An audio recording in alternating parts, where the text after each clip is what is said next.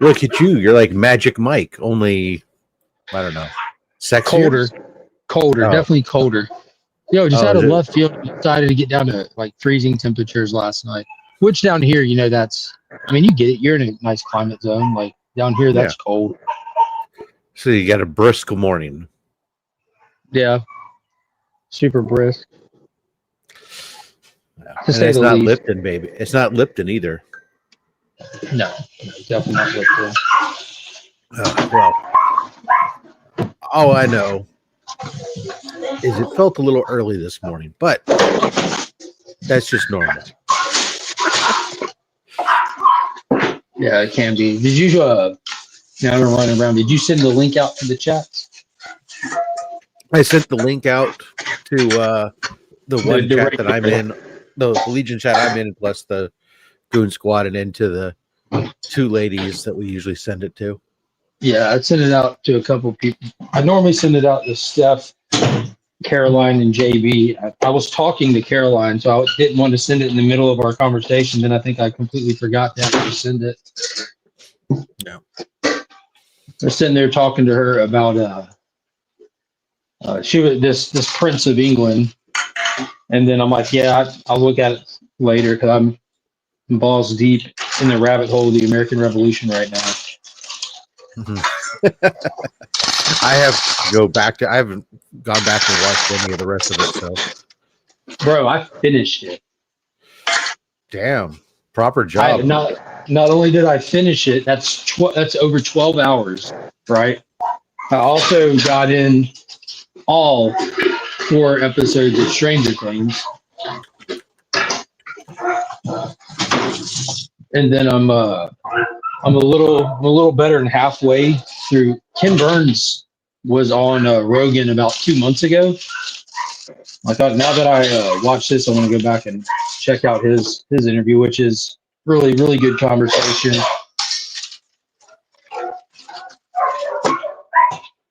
Really, really good stuff. So you hadn't made it back to see any episodes. What's up? Are little dogs off the yard? No. It's 32 degrees.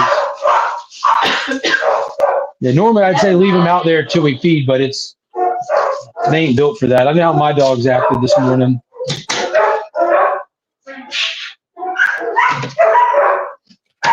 Well, no, I haven't. I haven't got to. I got a lot of stuff going on. Trying to I finally got. I was finishing cleaning up stuff. My youngest was coming in. I had I have work I have to get done out in the shed. The new one. Yeah, the new shed. I have work I got to get done out in there and stuff. And it's like, have you got the shed in yet? I know you're talking about making the space. It's there. Yeah, the shed is built, but it's raw OSB everywhere, so you can't leave the floor be just raw OSB. So I've got to put floor treatments down to protect it, and then I've got to you need to put some paint on top of it too. Then I got to put some shelves on it.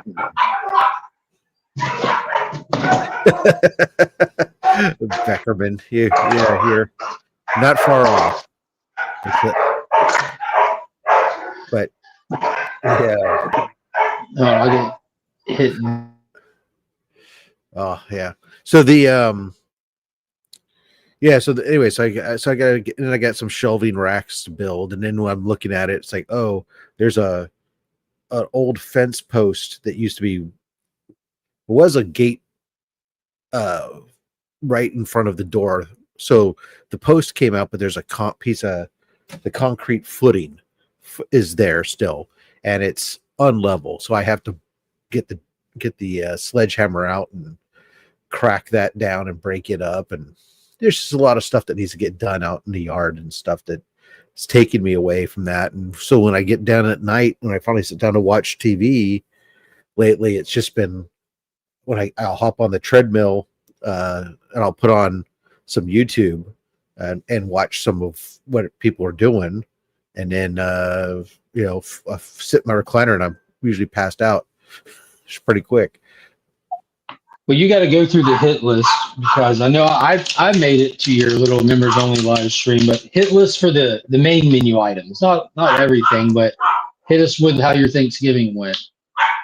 Since you're Oh. the bird man. See, that's the best part about waking up this early in the morning was getting that first leftover Thanksgiving sandwich already. But the Thanksgiving bird, man, that was, oh man, that's so good. We obviously for the members only saw the day before we were cracking it open and getting the compound butter rub in underneath the breast skin and. I saw what you did to that turkey, and I'm not going to lie, I did report it. Not that the charges needed to be filed, but it needed to be documented just in case further actions, Well, further actions were required. There was consumption that was needed. Yeah. So we got that thing. And then we took it out. I took it out yesterday around noon and let it start to come up the room temperature a little bit. Start to warm up some. And we pulled out the turkey stock I had made the other day or the other week and injected about 4 cups of homemade turkey stock into the turkey. And then we smoked it over pecan. And I always love it. So hilarious is no matter what you look up, because I don't do tons of turkeys and every turkey's different, but you go look up and say, oh, what's the roughly how much per pound should I be smoking a spatchcocked turkey at this temperature? And it gives you some range, and it's basically telling me, oh yeah, it's going to be like 5 hours or so, 5 to 6 hours. And I'm like, oh, ooh, shit, we're going to have a late dinner potentially, but we'll see how it goes. Because it never seems to me that it takes that long. Sure enough, 3 hours in, the thing's like freaking almost at temperature at that point. And I'm like, okay, let's go slower down. And then it did end up finishing quite a bit early. So no big deal. The nice thing about being lazy and doing it on the electric smoker was I could just set it to cold smoke. So basically set it at 100 or not, I guess the pellet smoker. I could set it to 165 degrees and just hold it because it's not going to get any warmer than 165 degrees. And that's the temperature you want it. So just set it and let it hold and get some more smoke while it's sitting there. While we're waiting on everything else to get done. So it was great. Turkey was fabulous. I also made a whole wheat sourdough bread loaf, and that was this morning. That was the creme de la creme, was being able to have that some of that leftover turkey on that sourdough bread in the morning. Oh God, so good. I like where you're going. Caroline, how are you doing? I'm doing well, man. I hope you had a great Thanksgiving. I had a really good one. I found out I'm gonna be an aunt for the very excellent first time. To a turkey. Yes, excellent. A human turkey.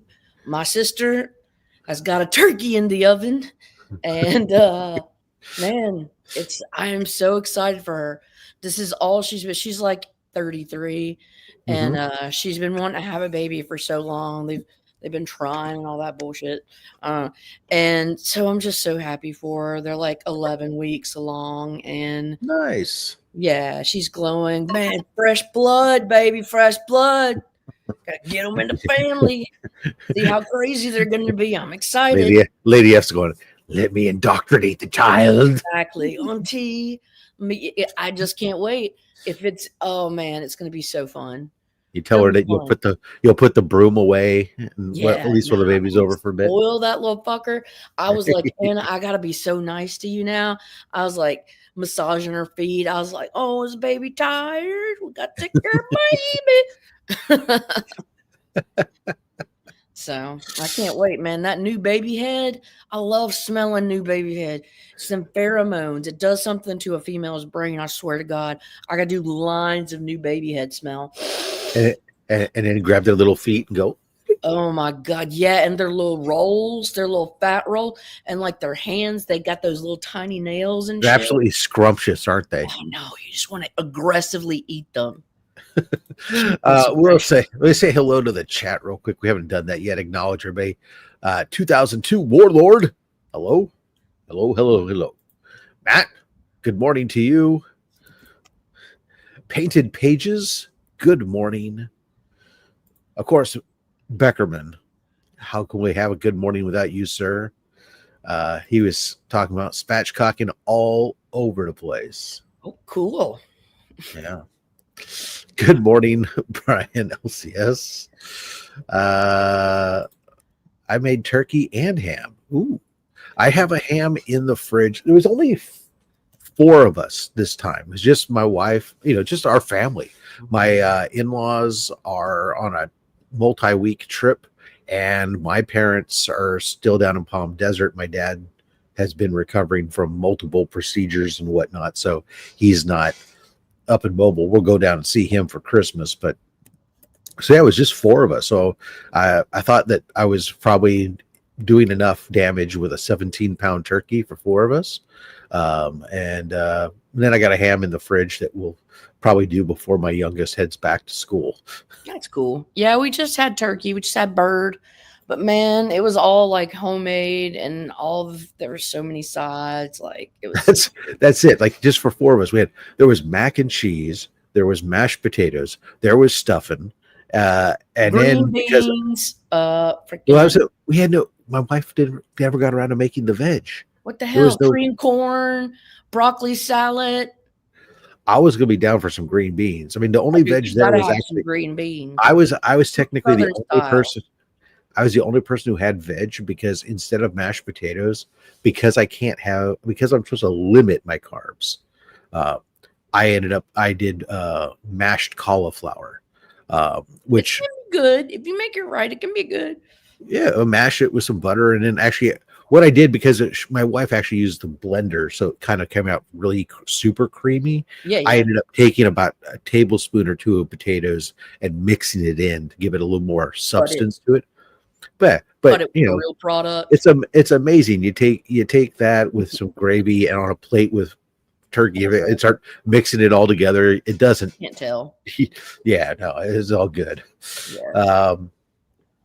Let's see here, because I needed to have that so that way I could have the sourdough bread. It was like, do I have mashed potatoes or do I have sourdough bread? I love sourdough. I'm going sourdough bread.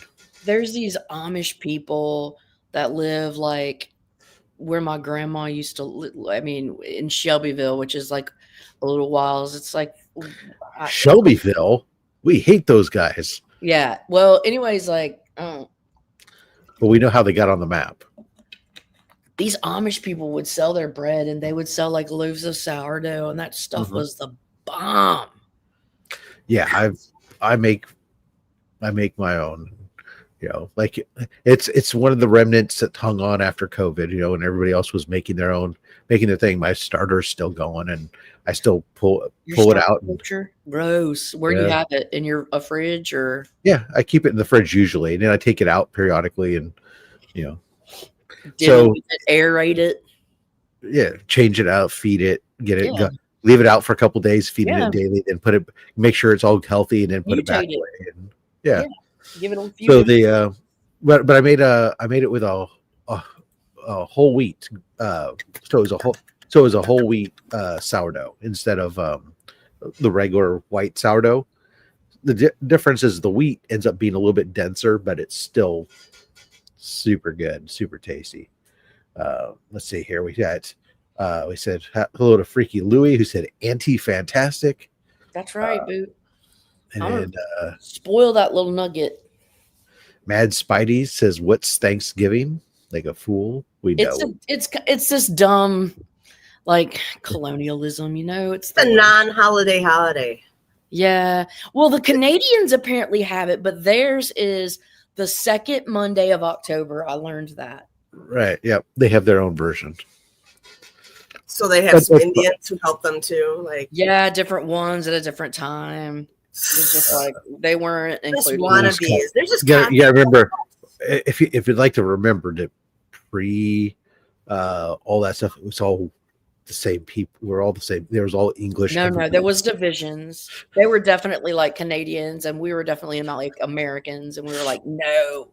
They were speaking French. And there was a border. Yeah. There were some fur traders, French Canadian fur traders, who were always annoying and acted like they were better than everybody. Nobody liked it having them there. Caroline, I'm so happy. I'm so happy to hear your news. You're going to be an auntie. That's awesome. Man, I teared up and shit. I'm just happy for her. You know, I just hope it has all its bits and pieces and she's happy and all that crap. I'm sure it will. And then you can slowly start to corrode that child as it goes through life. Oh my God, I can't wait. I gotta sniff some baby head though. I need that. Baby head. I don't think that. She's sitting there like a goddamn crack fiend. I know it is. You don't know what it does. Maybe baby butt, maybe baby feet or something. I don't know. We got some transmitters. We got some receptors that y'all don't have. I get it. I've had two of them. I've been through this. Yeah, I know. You witnessed it. I lived it. I got the T-shirt. I paid the tuition. And she probably was like, I want another one at some point. You were like, fuck no. Meanwhile, Madam's in the cinder block bunker. I love it. I am. I'm in jail today. So that would almost pass. You're in your prison cell. It'd be great. You have a little jump. 20 degrees here. Put a set of overalls on. Nice, Matt. Yeah, it was like it's 25, 27 here. Let me check again. Wow.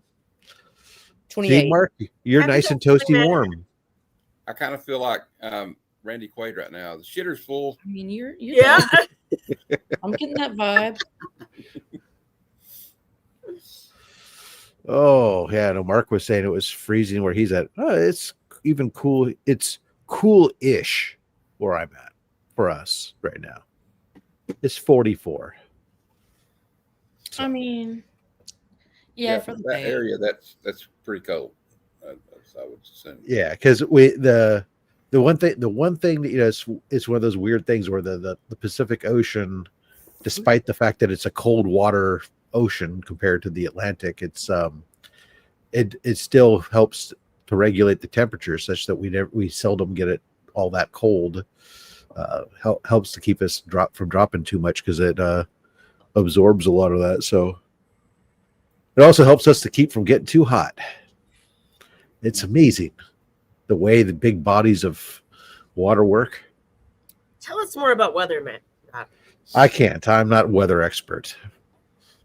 I just have learned enough living here to know that the Pacific Ocean, I'm close enough to it, and the bay, that the two of them combined play a large impact on creating the climate that we live in here. That's unique and very Mediterranean.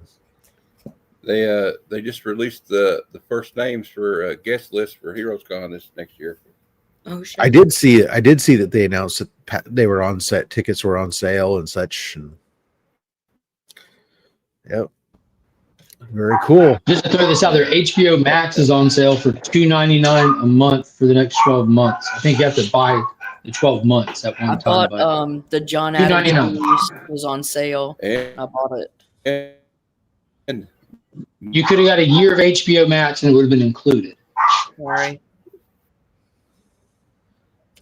Yeah, we have a lot of different sales going on. I saw CGC throw up their thing, but CGC's, other than the small print, they put that their your memberships are not prorated. So I took a look at that. I said, "Oh, I have 6 months left on my membership. So if I were to do that, I would lose 6 months of membership. That's not a deal." I just got Paramount Plus for like $2.99 for the first 3 months. Yeah, well, this is $12.99 or $2.99 for 12 months. That's what he was saying. But $2.99. The problem is I've got it bundled with my Disney and Hulu. So don't help me none. But and I saw BTC, our big supporter of Comics Curing Cancer. PTC's got a buy one slab, get one half off on their slabs that they have up on stock. If you're looking for some cool custom Miko stuff or whatever, there's a lot of stuff there, as well as some Delato and some whatnot. No whatnot, actually. That's a whole different thing, though.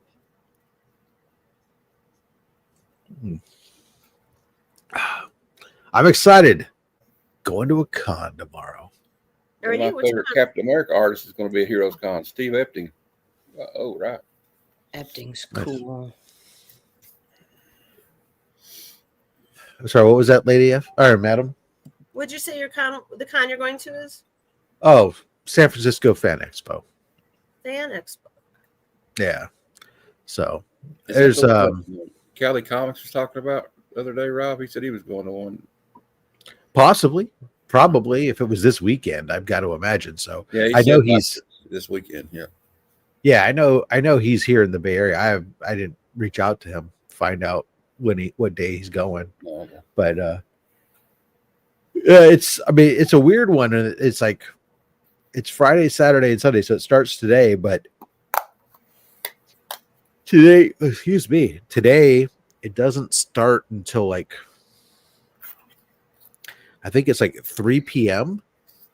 or something. So it's like it's only like or maybe it's 2 p.m. 2 to 6. I don't know. It's like only like 4 hours today.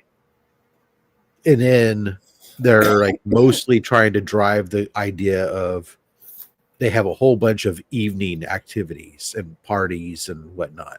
Yeah. So they're really trying to drive this notion of come to Fan Expo and stay in the area and come to these events at night, because both Friday night and Saturday night they have lots of different parties and events that are going on.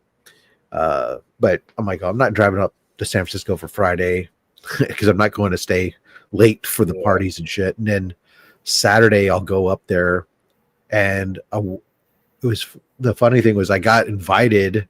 Shortboxed Gene from Shortboxed reached out to me and invited me to their events that they're doing Saturday night. But I was like, oh, I'm actually got to leave before the thing ends, because my youngest has a party that evening with their friends.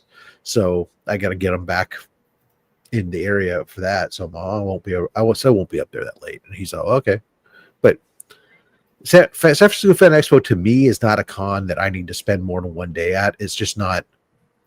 I'm not a panel guy. Yeah, and I'm not there to hang out or meet and wait in line to meet all these TV celebrities or anime voiceover actors or whatever. That's not my thing. So I don't know how. I'm there to take care of comics. Yeah. And usually what there is at Fan Expo is there's anywhere from 4 to 8 comic book vendors, and the rest of the vendors are other stuff. And then it's mostly I'll spend most of my time walking the artist alley. I do have a good stack of books to get signatures on this time, because I decided I was going to focus on signatures at this event and not trying to chase down a bunch of commissions. Signatures are good. That's what I have on at Heroes. I've got 2. Well, Heroes, I'm usually all about getting the commissions. Mm-hmm. And I realized that when I saw your hauls. But for this event, I'm only get like 2 commissions, because I do have a couple pretty expensive commissions that are outstanding right now with artists. So you know what commission I kind of want you to get, or that I challenge you to get, is one of those Frank Cho comedian commissions. I see them and I'm like, oh, I not like them. Do you think they're tacky? I do. Really? I do. It's like I know his work. I love his work. I think I love it because they are.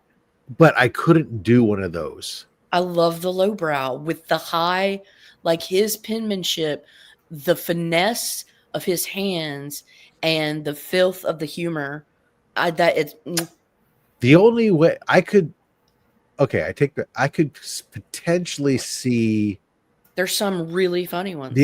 The only way I could see doing it for me, it would have to be something with like Spider-Man and MJ, or MJ and Gwen, and there can be some really funny ones. But you know, it's just It costs a pretty penny. Oh, I'm sure they do. They're not my style. But, they're not your bag. I get it. But I get it. So some artists, especially when you start putting multiple characters on them, there's those types of things are not inexpensive, no matter who the artist is, let alone the bigger the artist, the more. If you know, in this next year, if you know, you could have your dream list of say top 3 or 4 artists to get commissions from, who would those artists be? You know, I've never really, there's not too many artists that I go chase down the artists. It's more of what I do is when I look at a convention, you usually look at the people there. I look at who's there. Mm-hmm. I look at their styles, and then I try to match their styles to what I'm looking to get. And then I also will I try to look at value. Like, there's not a lot, certain artists, I'm like, I'm not going to go chase down if I know that they're going to charge $600, $700 for a bust. Right. And I'm like, oh, well, I'm not here to pay that. So I'm like, for the most part, you know, I think that I am doing a pretty heavy investment with Stefan Roux on a cover right now. Okay. That we negotiated a deal on, and I'm in his queue on that. That'll probably end up costing about $800 for a sketch cover. All right. It is multiple characters, and but and then I've got a big one that I've got on queue with Stephanie Levod to do a Spider-Man Noir for me, a wraparound Spider-Man Noir. Mm-hmm. But you know, again, those two even are matches to their style and what they do to what I want on those particular covers. Yeah. So I really like to try to do that kind of a matching style to cover to what I want. And no, that makes it's the most pragmatic logistically. Like, you know, you're working with what you got. Our exclusive covers for CCC can be drawn only by Legend or Arkham. Comics Carrying Concert exclusive covers. No, it's a string of different people. Well, I'm not sure when you say exclusive covers. I'm not sure. You should hit him up, Arsenio. Yeah. Let me know. Hit me up. Let me know exactly what you mean. If you're talking about doing sketch covers, I mean, anybody can do a sketch covers. And if you're talking about doing something for the art book, there's a process that we go through that. And it is mostly working artists now, but that's there's some artists but there's a process that DJ has for managing that and what he does. So I'm not sure entirely what you mean, but definitely reach out to us. We can talk offline. John Rosen Claremont's coming back to Heroes Con. I'm sure there's cool. There's going to be 400 some odd artists there. He was quirky and had the driest sense of humor, but I think it was funny. I like him. Yeah. Ooh, Miss Kitty, get your butt out. Matt, what did you do for Thanksgiving? Well, we had some turkey, some ham, dressing, the whole 9 yards. You know, my mom, my dad, and my cousin came over. My mom and dad are divorced, but they get along, which is cool. And so we all got together, and then I had a stream last night and gave away some comic books for my 600 subscribers, and we had all kinds of guests stop by. Biggie Shack stopped by, Chonko, Big Jeff was there. The I usual was there. suspects. You know, Big Jeff, Carolyn was there. I haven't even gone to sleep yet. I've been so excited about my sister. That's awesome. Well, congratulations again. Yeah. But yeah, Carolyn, you didn't let me get through it yet, but I was going to say Carolyn was there. Rob Worst was there. We had all kinds of guests drop in and drop out. It's cool. And in the chat. Excellent. I apologize. It's You apologize for dropping in on his stream. That's different. For interjecting inappropriately. It's okay. I should have said it sooner. No, it's all good. I do that sometimes. I got a little hyperactivity on. Hey, Rob, not that I know a lot about this, and I'm sure he'd have to contact DJ, but like, even if it's not the cover, he can possibly contribute to the inside, maybe, like, because there were some amateur artists that weren't like you think. Well, we do a whole thing of like I said, DJ runs all that stuff. Honestly, there's a process. He's got a list of, there's limited number of spots. There's a list of people that he's been working on and got ideas what he wants to do on that stuff. So I really don't know. It's a nice thing about dividing and conquering is that I can honestly say, I don't know. It's not it's not a cop out. Yeah, it's not not your department, dude. Yeah, exactly. It's not my department. Go to graphic design or whatever. Oh, DJ's done phenomenally on that thing. I'm accounting. It is. But yeah, it's definitely the level of interest and participation on that has definitely it's really increased. Yeah, it's great because, well, this is a nice thing about the C3 in general.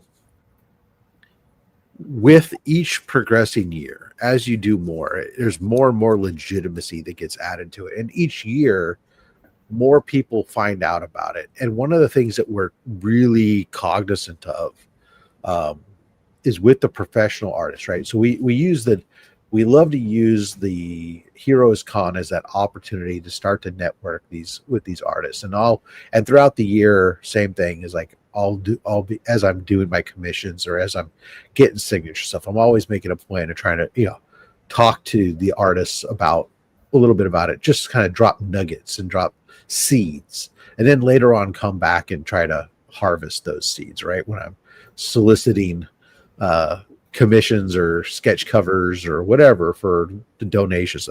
And so some of them, they'll come around and go, oh, okay, sure. And they'll send something, but we better make sure that we go back and thank them all afterwards and let them know.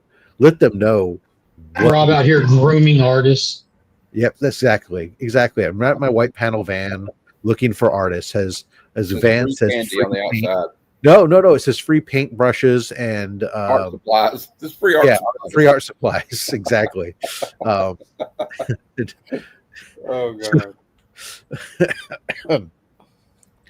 But the then after the auction was done, like for example, every one of the artists that I had reached out to and I had cultivated getting items from, and even some of the other ones who I knew of that had said we got art from, whatever, I sent out messages to them individually, thanking them again for their piece and letting them know that thanks to that, how much money was raised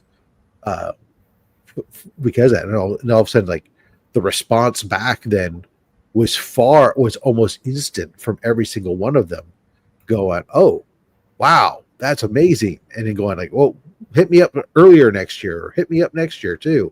And so the number of artists who then want to participate again the next time, once they see, oh, we didn't raise $500 for the ACS. We fucking raised $65,000.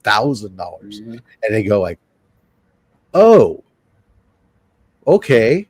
And then they start talking to them. And then what happens is they talk to their friends. And so that's like that, just like the little miniature version of that was this year when I was at Heroes Con. We'd previously talked to Stephanie Lavad. Stephanie Lavad was on board because she's a cancer survivor. and she was there in what they call their French row, where they had all the French artists. And I was talking to her again, and we brought her a shirt and thanking her for her stuff, and Sure. she was all excited. So then next thing you know, Stephen Rue's like, "Oh, okay, yeah, I will do something." And Stefan ended up doing a beautiful wraparound multi-character sketch cover, plus donated an original page to us, and now he's on board and super excited. And then another artist that was there was like, "Oh yeah, I'll do something too. I want to get involved." It's like it just starts to spill over and cast. Call it, yeah, a snowball effect, as it were. Exactly, and so that's where we're at. Where this year is the first year where the original art brought in more than the comic book auction.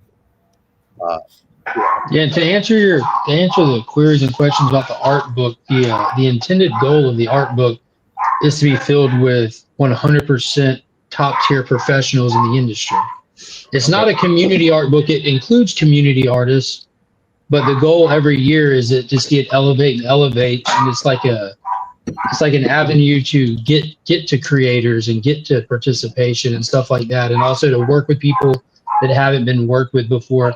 So it's absolutely technically open to any and everybody, but its primary goal is to have the biggest names and the biggest stars possible, because our only goal for Commentary Cancer is to raise the most money possible, and that's how you do it. Right. Yeah, exactly. Plus, then those original pieces can get you went money. What's that? Sorry, you blanked out for. Because I just made a motion. I was like doing this a little bit of this money. Although I did get the centerfold this year. So you were talking about these top tier artists that will be featured in next year's C3. Cool. No, we didn't. No, I didn't. I said the ultimate goal every year to try to use the previous one as a springboard to the next set of artists. And once you, every year, if you step it up, eventually you're having people's peers in the book and they want to participate in their peers' project. So, all that to say is that I'll actually be featuring in this upcoming year's artist's sketchbook, and I'd like to show you the variant cover that I've created. Can I show you guys? Can I premiere Sure. that? It'll be of everybody's favorite DC lady, and that's Pal Girl. So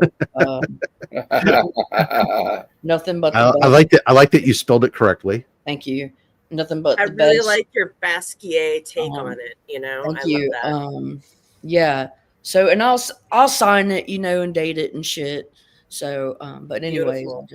I just try to give Powerful work of art there. Hey, should I send them the picture that Kirby drew of Will while he was watching our stream last night? It's funny, yeah. Yeah, I'm gonna send it to all of you. We'll just get Madam to talk to Claremont for us, so that way. Yeah, exactly. Ultimate bait, dude. Ultimate. Here you got to do Rogue next year because we got to get you. Or Storm, but doing Storm. Kokolo says it's comic accurate. Rogue's a better fit. Sugar. You were a good Rogue, man. You looked good when you went. Thank you. You and Christina. Thank you. I had fun being Rogue. That was fun. Was Christine? She wasn't Rogue ever, was she? Uh-uh. No, but she was Harley Quinn. And she was Black Cat. And Black Cat. Yeah. Here you go, Rob. And she was also the Fantastic Four girl, the Susan Invisible Woman. Yeah. I'm sending this to your Instagram, Rob. If you want to show it on here, you can. You don't have to. But it's my friend Kirby drew a picture of Will with Rogue last night. A little caricature.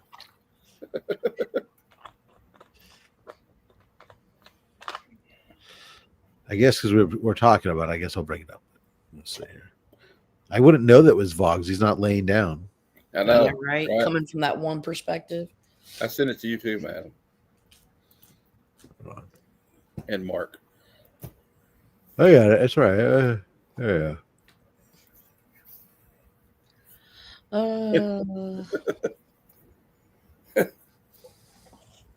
Who drew that? Who drew that? Our friend Kirby, under the cowl of MS. I think he changed his name up to yeah, it's under the cowl of MS was last I saw just the other day. Yeah. Well, he went under we had a different name in the chat last night. I don't know. It was like Gwenpool something. Oh. I don't know. Or Deadpool something. Multiple accounts. Let's go. I'm too lazy for bullshit. Do you guys have multiple accounts? No. I do. I can't. I don't care that much about anything. What you see is what you get. Not for Instagram, but for YouTube, I do. Oh my god. There he is. Okay. Because I have for C3, bam. Started at 500. Wow. Did you just increase the price of that? You got it. Sure shit did. Who did hey, that? Laugh it up, Izzy. Who did that piece? So me.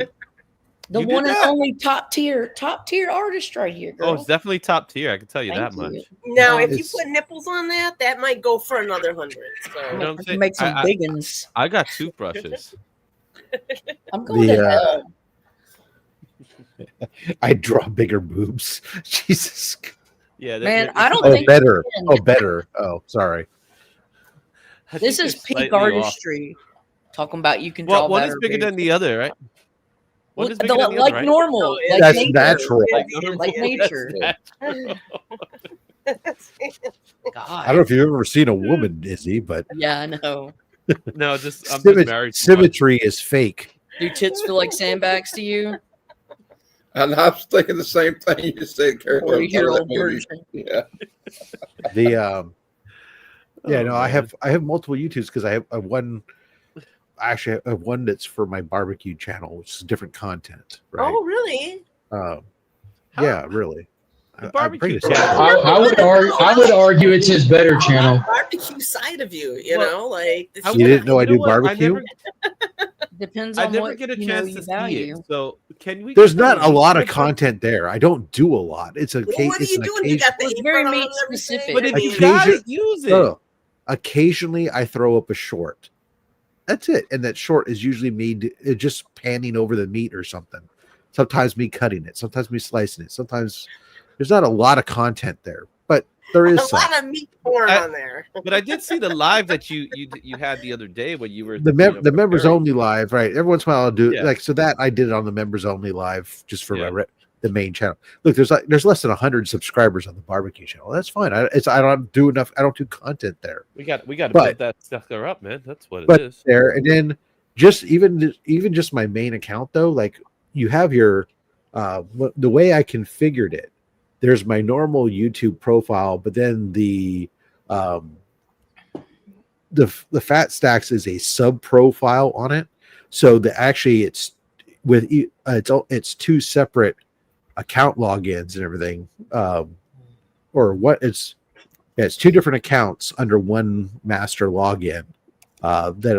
It's basically a third profile. It's really weird the way I don't know how I configured it that way, but it's really kind of cool. It's nice because when from at home when I'm watching on my big TV, it has two different algorithms on the same account then. So whether or not I want to watch comic book stuff, I can go to the Fat Stacks profile and it brings up everything, or I can bring up my normal name profile and then that brings up all the other weird shit that comes up like fucking off-road recovery and stupid shit like that. I don't know why. Fat barbecue grill with a fat grill.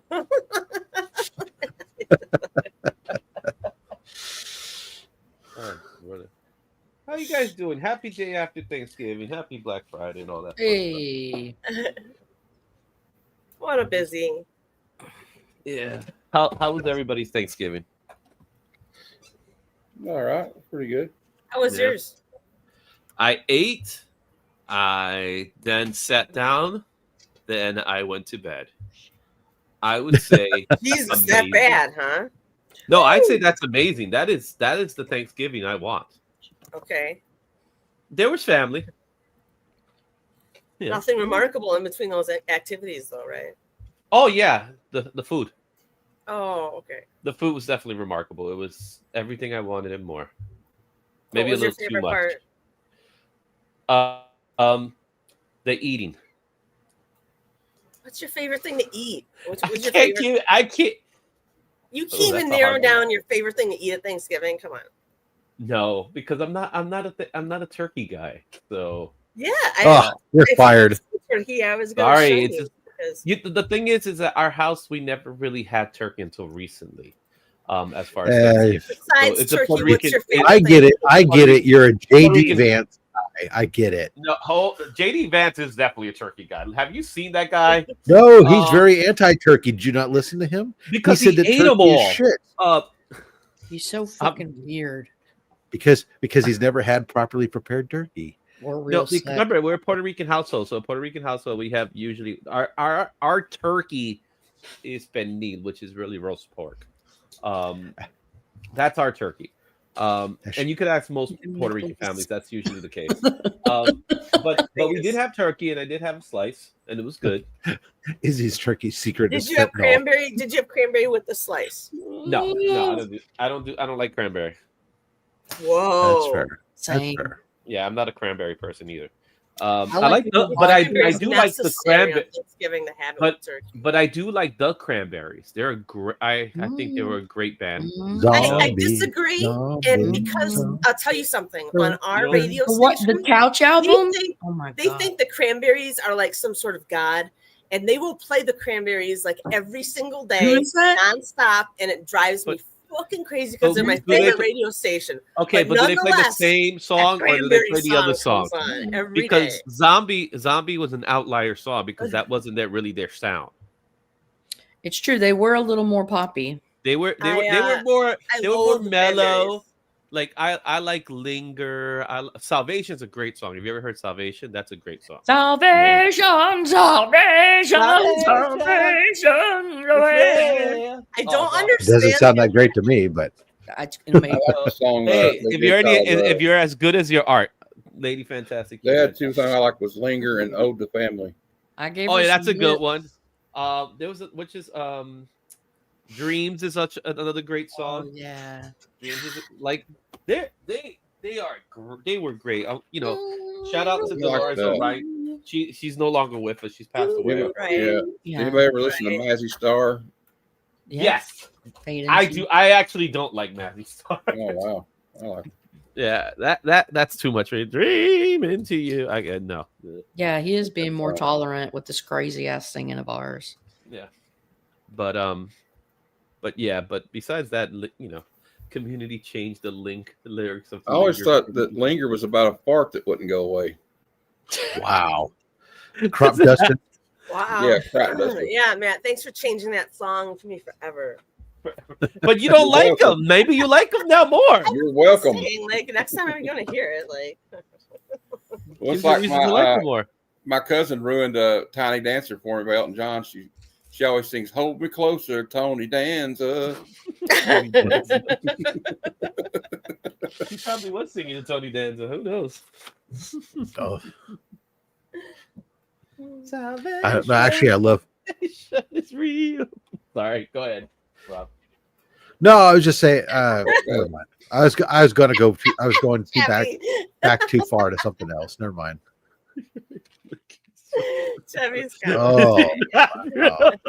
Thanks, Coco. Oh my god. Or a bathroom at the Heroes Con. But, yeah. Oh my god! Let's got out of there. Oh man, get ready for never look at that song again. Thanks. You're welcome. Well, you don't have to look at a song. You got to listen to the song. Tony Danza What? paid for part of my Are you college tuition. serious? He That's said it's a not true story. Look, he said it's a true story and it's on the internet. What more do you want? I would love That has to Becker be to true. come out to explain it because I would love to hear this. Yeah, I know nothing Tony about Danza, this. his professor, like one Yeah, semester or He something. might be referring. Is he referring to the actual Tony Danza or, well, actual A Tony, a yes, Tony the- Danza or A the Tony Tony Danza. Kansas Right. City. Yeah. Right. Oh, Heroes Con tickets are now on sale. Yeah. They Yep. are released the partial list of the artists. Izzy. They did what? They released some of the guest list, the partial guest list. The first, what do they call it? The first wave. Yeah. First wave. Okay. Mark Bagley and Michael Golden are going to be there. Okay, Michael Goldberg sucks. Golden. Goldberg. Golden. Not Goldberg, you know what I'm saying. He sucks. His art isn't that good, I don't think. Michael Golden's art's not that good. That's correct. Wow. She said what she said, Izzy. I hear that. Wow. And you know something? I did like a whole episode with Gary B talking about his artwork. Well, Yo, for Conan. apparently. And then afterwards, I ended up at Fan Fusion at his table with nobody there. And I looked behind him and I saw the sign Michael Golden, and I was like, uh-oh. Like, I just got done bashing all his shit on the show. And I was like, hey, how are you? He's like, hey, I'm like, I just did a show on you. He's like, oh, I was you gonna said say- good things, I hope, right? And I said, uh-huh. if Couch and Slash on a Sea Bizzle ain't going, then I ain't going. You weren't going already, isn't that? Shh. Did Michael Golden draw some of the Nom and Punisher, Izzy? Michael Golden. Tony Danza was an also is alumni of my responsible college, and I He's received a also scholarship. with responsible him. for Rogue. Nice. Not a fan. Nice. Well, I wasn't asking if you were a fan. I was just wondering if you drew Punisher. No, you're thinking about Mike Zack. Oh, it says Michael Zach Golden, the Nom, Punisher, Micronauts, Star Wars, Jurassic Park. He did Avengers. Steve Michael Epting Golden is gonna be is- there. Man, that's so cool. But Michael Golden's the reason why we have Todd McFarlane. Oh, he's to blame. He's the So blame. I'm with. That's it. I'm with Madam then. But Madam's on fire today. She doesn't like cranberries. She doesn't like Michael Golden. Well, I'm sorry, you guys are hitting all my nerves tonight. You know, This is why she's in prison right now. This is the Black Friday version of Madam. That's why she's Wow. behind bars and the slammer. Oh, goodness. It's like the hatred. No, I don't think it's hatred. She assaulted Michael Golden at Heroes Con. The police has finally caught up with her. You know what I'm saying? He's credited. I've credited slandered for Michael creating the bug. Golden so much. He's going to sue you for defamation I'm now. in comics prison. He is credited for creating Rogue. He's credited for creating Vertigo. The character from Who's Vertigo? the Marauders. She But I has would like argue that green, Mr. white Fremont hair. made Rogue the woman she is. Well, yeah, but he drew her. I'm just saying, like, their character. He's also credited for creating Bucky O'Hara. If you guys know Bucky O'Hara, Yeah. he has done a lot of Nom. He's done Micronauts. Yeah, I just said that earlier. Yeah, but Michael Golden is he is the guy responsible for Rogue. Maybe not the look we And know a lot today, of but awful artwork. He's good. Michael Golden's good. I don't know where he's coming from. He was an artist for his time. Maybe he didn't do good for some things, but that's how some artists are. I'm pretty sure right now, if I look up on my phone, I could find some pretty terrible examples. You can find terrible examples of everybody's Discover, art. of No, that's not the true. Nam, the That Nam is Mr. true. One. Some bad Franzetta. There is some Brad Franzetta. Show me. He had a Well, stroke. that's why he doesn't show. That's why he doesn't show them. He had a stroke in the So they're not 2000s out. before he died, and he had to start drawing with his left hand. So that, I guess you could maybe say. Well, that was a different story then. Yeah. No, but it's still bad. He actually could draw. He could actually draw So still. Just because you decide to switch hands doesn't mean it has to be good. I know, but he still did pretty good for it, like relearning the draw with his left hand. That's what I'm saying. If I had to do that, I would definitely try to draw with my non-dominant hand too. For fun. You know what I mean? Like that'd be fun. I'll be not fun if you have to, but my feet. There'll be no Frazetta slander. Yes, Sledge. Tell him, Sledge. See? I'm just saying. I'm sure there's something out there that Frazetta did that probably is not that. I don't think so. I'm not aware of it. Well, that's the thing. Neither am I. Neither am I. He could draw better than all of us. I take that to account, but not better than Lady F. Nobody could draw better than Lady F in that way. Oh no, that's just a one-on-one. That was going to go for like $9 million at the Heritage Auction. She's an anomaly. Yeah. What's going on with Mark? What's happening? Oh, he's at work. He's at work. I just caught it. Showing how hard he is working. Yes. This Sledge said, "I'll come to Heroes and we can discuss it." This is Mark's art. This is the art of Mark. Legion of Dogs. Those are fight words for Sledge. He said we're going to discuss it at Heroes Con in quotations. I love it. From this perspective, it looks like a mic stand. I'm looking at it. It looks like a mic stand. Did you find something? I finally pulled up just one, okay? And it's the first one I pulled up, but I can dissect it if you want. Who are we referring to now?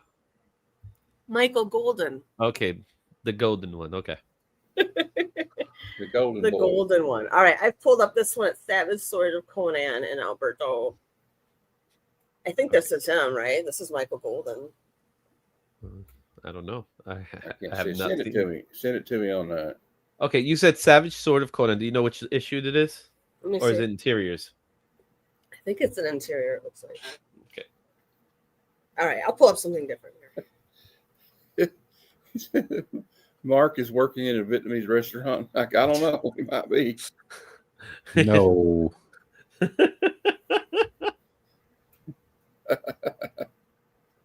Oh, I didn't know Chuck Dixon worked on Savage Sword of Conan. Wow. A lot of people worked on that though. Like even Joe Jusko did some. Well, Jusko, right. Golden did one Turok cover. I got him to sign it this past year. Joe Jusko also. So, Mark, what is your take on Michael Golden? Yay or nay? Yay to his one Turok cover. There you go. There you go. It just takes one. It's just one. Just one. There's only one Turok as far as Mark's concerned. Only one. Turok one. Mm-hmm. Yep. Oh, goodness gracious. Oh, I did see the parade. If that makes you a little happy. No, the more important thing is that that turkey was had, and I've already had the first turkey sandwich, leftover turkey sandwich. That was this morning when I got up. Congratulations, Rob! I feel like you should get some sort of award for that. I did. I got to eat the sandwich. Yeah, 3:45 in the morning. Early bird sandwich eating. I love turkey, man, and that leftover turkey sandwich, especially on sourdough bread. Oh yeah, so good. I think turkey on pie or that pretzel bread is super good. Yeah, I just have some whole wheat sourdough, but I mean I don't know about rye or that's not my thing. Thing. But, yeah. What else we got? I never went to my LCS this week. Anything good come out this week? Let me see. No, nothing. Dude, it's a massive week. The new Infernal Hulk one started. KO2 came out. Batman versus Bane finale came out. Godzilla crossover the Justice League came out. You had tons and tons and tons of stuff. The brand new Black Label series with The Question came out with that crazy Bill Sienkiewicz cover. Yeah. Yeah. Okay, so I have one book to pick up. Got it. No, it was a pretty big. It was a pretty big week. I picked up. Yeah, but it sounds like a lot of stuff that I'm not picking up. Hey, So good morning, Pops. although I'm finding out more and more, I've actually cut back when I pull quite significantly. Apparently, Guy didn't realize came it. out. If you were interested, oh, there's Yep, a Batman Green Arrow Yeah. question that came out. That's pretty I'm not- interesting. Not picking that. They got 20 books this week. Wow. Hey, Ooh, he Pit, smoked a meatloaf with shepherd's pie filling. A surprise hit of the turkey day. So You know, what's I going- do. that Yeah, sounds go ahead. I'm talking meat with Sledge here. You hold on there, Izzy. I said go ahead. I You're do gonna say enjoy. you're a fan of shepherd's pie. I have done some various love smoked shepherd's pie. meatloafs in the past, as well as find different ways to spin different dishes for spinning. So I would bet that a smoked meatloaf would be quite good. Yeah. Proper job. Excellent. I'm sorry, Izzy. I lost my train of thought. Excellent. It went off the tracks. Mm-hmm. You were probably talking Oh. about the books that came out this week. There was a cool Adam Hughes Black Cat cover that came out. That was pretty cool. Okay. Yeah, that was good. Obviously DCKO came out. Yeah. Care not. Let's see what else came. Daredevil and Punisher, The Devil's Trigger #1 came out. Yeah. Skinbreaker #3. Marvel Knights Punisher #2. Why do we need 2 Punisher series at the same time? Coming out at the same time? I don't know. Let's see. Is this here. the Black Cat cover that came out? No, that's not the Adam Hughes cover. It's green. It's like a green. It's all It's green. like Okay. it's green, and it's kind of like it's kind of like she's in she's trying to steal gems or something like that, but it's like lasers, green lasers, and Mm. Oh, well, look at the new. Oh, okay. So we had the Absolute Batman. Oh, with that fucking Joker cover. Ugh. Mhm. that. But that's Oh, come out this week. It didn't. No. Oh wait, no, this is. Oh, this is it. next week. I'm sorry. Look at We had the December. Absolute Batman 14 came out. That's 15. Yeah. Yeah. This got him. Well, fight, it's listed. Bane. It's listed as between December 7th through the 13th, according to CLZ. Yeah. Which Oh. that week looks actually for me. That's the week I'll have Ultimate Spider-Man, Transformers, Amazing Spider-Man, Spider-Gwen, Fantastic Four issue 12 reprints. Oh, but And another episode of Aerotech. Nice. So did you know the Howard Chapman cover is going for $50? The one in 15. what? The Howard Jacking cover is going for $50. Of that Aerotech? Yeah. Because I don't know apparently what cover Flops you did I saw which cover you bought. Flops did an interior piece and everybody's jumping for it. So Ultimate Spider-Man #1 came out this week. Ultimate Spider-Man 1 couldn't come out this week. Yes, it did. The original. Oh, Spider-Man. reprinting that. Yep. Mm. So original. November 30th. Oh, but that no. Oh, okay, no, I'm looking at 2 weeks ago. Okay, November 30th. That's this week. We'll You're get looking at Spider-Man November Noir 26th. 3. Okay, so last week or 26th. or 23rd through the 29th. Got it. Okay, Batman 14, Wonder Woman, KO, Detective Comics, Harley Quinn, Thundercats. I see the Spider-Man. I see Batman, Absolute Batman, Flash Gordon. Okay, so I'll have a Flash Gordon to pick up. Arcanian came out. That's from the Miranda Brothers, so that came A out. shit ton of Absolute Batman reprints. Reprints for issues 5, 6, 4, 5, 6, 7, There's always like 13. 3 or 4 every week. It seems. Just straight up, they're just straight up reprints. There's nothing even special about them. There's not even all that much stuff here, really. There might have been a billion covers, but man, there's only like 13 comics listed, at least in CLZ. That's how that works. So That means all I had to pick up was the Flash Gordon actually, and So- Absolute Batman. I didn't get a chance to listen in, but Matt, you were there.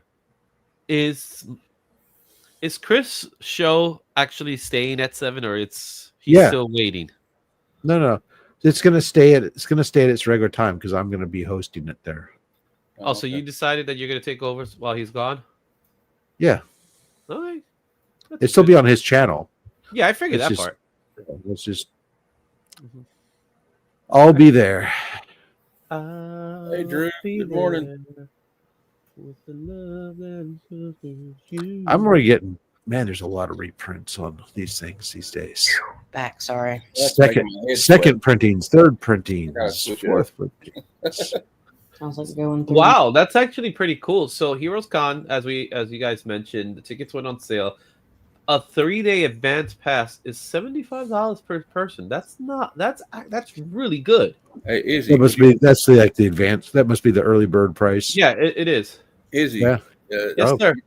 Check and see if you can apply for a press pass. Not yet. Not Okay. yet. But you could always email Carla. Okay. But for $75 for a 3-day pass, it's just Free is also good. I know it doesn't get you early access. Yes, that whole hour to 30 minutes. You know, The day before. You know, to some people that the I got in 2 hours. I got in 2 hours early. for some people it matters. yes, for some people it matters. For It ruining matters to other me. people's good time, it matters. You know, it's fine. It's all I fine. will say the poster is nice. The Yeah. Heroes Con poster is Yeah. really nice. When you see The- it, let me The Let me program show looks it. good too. Izzy, did you see the program? I'm showing you the poster. Look at the poster. Hey, It- all I'm gonna say is I didn't see if they had pins last year or not. But if they do pins, and anybody has a pin from last year and wants to sell it, let me know. well, if you look at the poster, What I put kind up the of what poster. kind of pen are so- you talking about? Little plastic talking- ones. No, like the little Enamel pen. Enamels. the enamel pins. Ah, con- Izzy, what the post are you talking contents. about? I will pull it up for Make it myself. one of them. I already pulled it up, so let me give you the link. I'm gonna put the link in the private chat here, so you guys see it, because I don't have a blue wrench because I don't ask for blue wrenches. Ooh, We don't give blue wrenches to just I anybody around beg here. for blue wrenches. I'm you I'm know? not a I have no I'm not a shame. blue wrench guy. How about blue wrenches are earned? You Well, have to dodge. I actually do have some blue wrenches for some people, but they just gave it to me. So, but I'm not a blue wrench. Yeah, guy. I give them out like there's no tomorrow, Izzy. Yeah, Oh, you I'm have not to a do blue this. wrench guy. I don't think I have a blue wrench from you, Rob. With great power do. comes great Yes, you do. You have one on my responsibility, and channel. I don't want any of that responsibility. I give them to channel members, madam. Touche. and which I have learned is so dangerous because I from Are you talking about me? I know me. I butt kicked somebody out of Rob's chat once That's funny. because I didn't realize I had the power and my phone, the screen decided to Mhm. not deactivate. And next thing you know, Sure. this poor innocent guy is kicked out for 8,000 seconds. And my DMs are blowing up from Mark being like, "Why would you do this? What's wrong with you?" And I'm like, "Oh Oh, no!" now you're showing it off. Look at that poster. Oh, it's, that's not- funny. What is it? A prison? it's a prison. Let me Yeah, put I it- also had a Look at that. had a- That's Oh, next look at that! Like whatever. Like She did a great poster.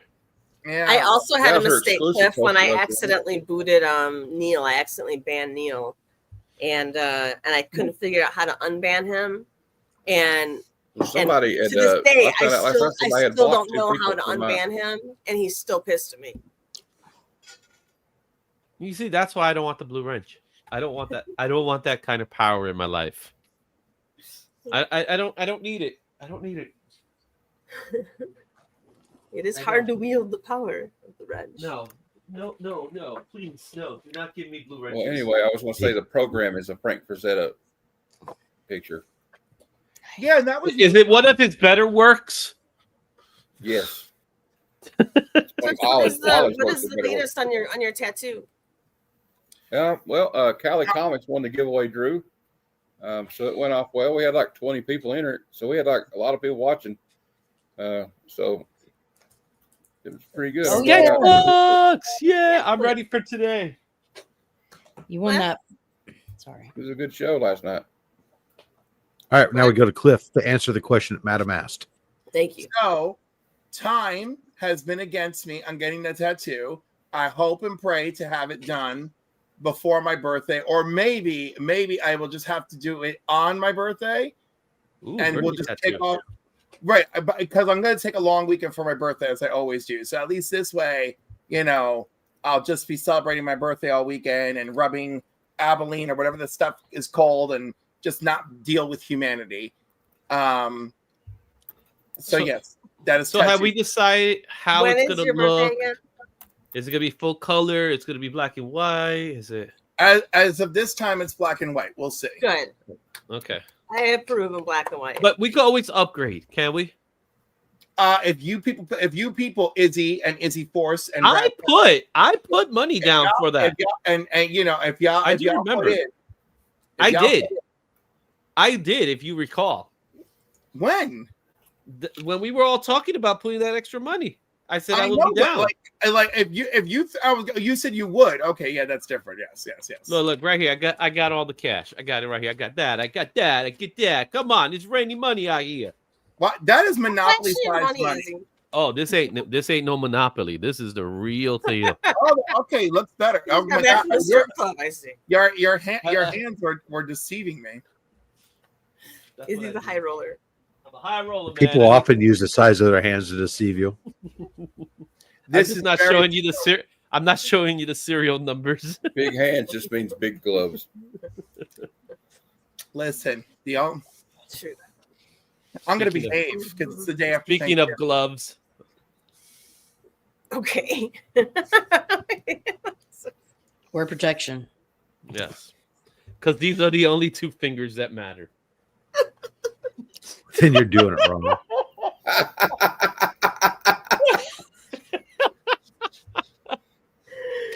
Yeah.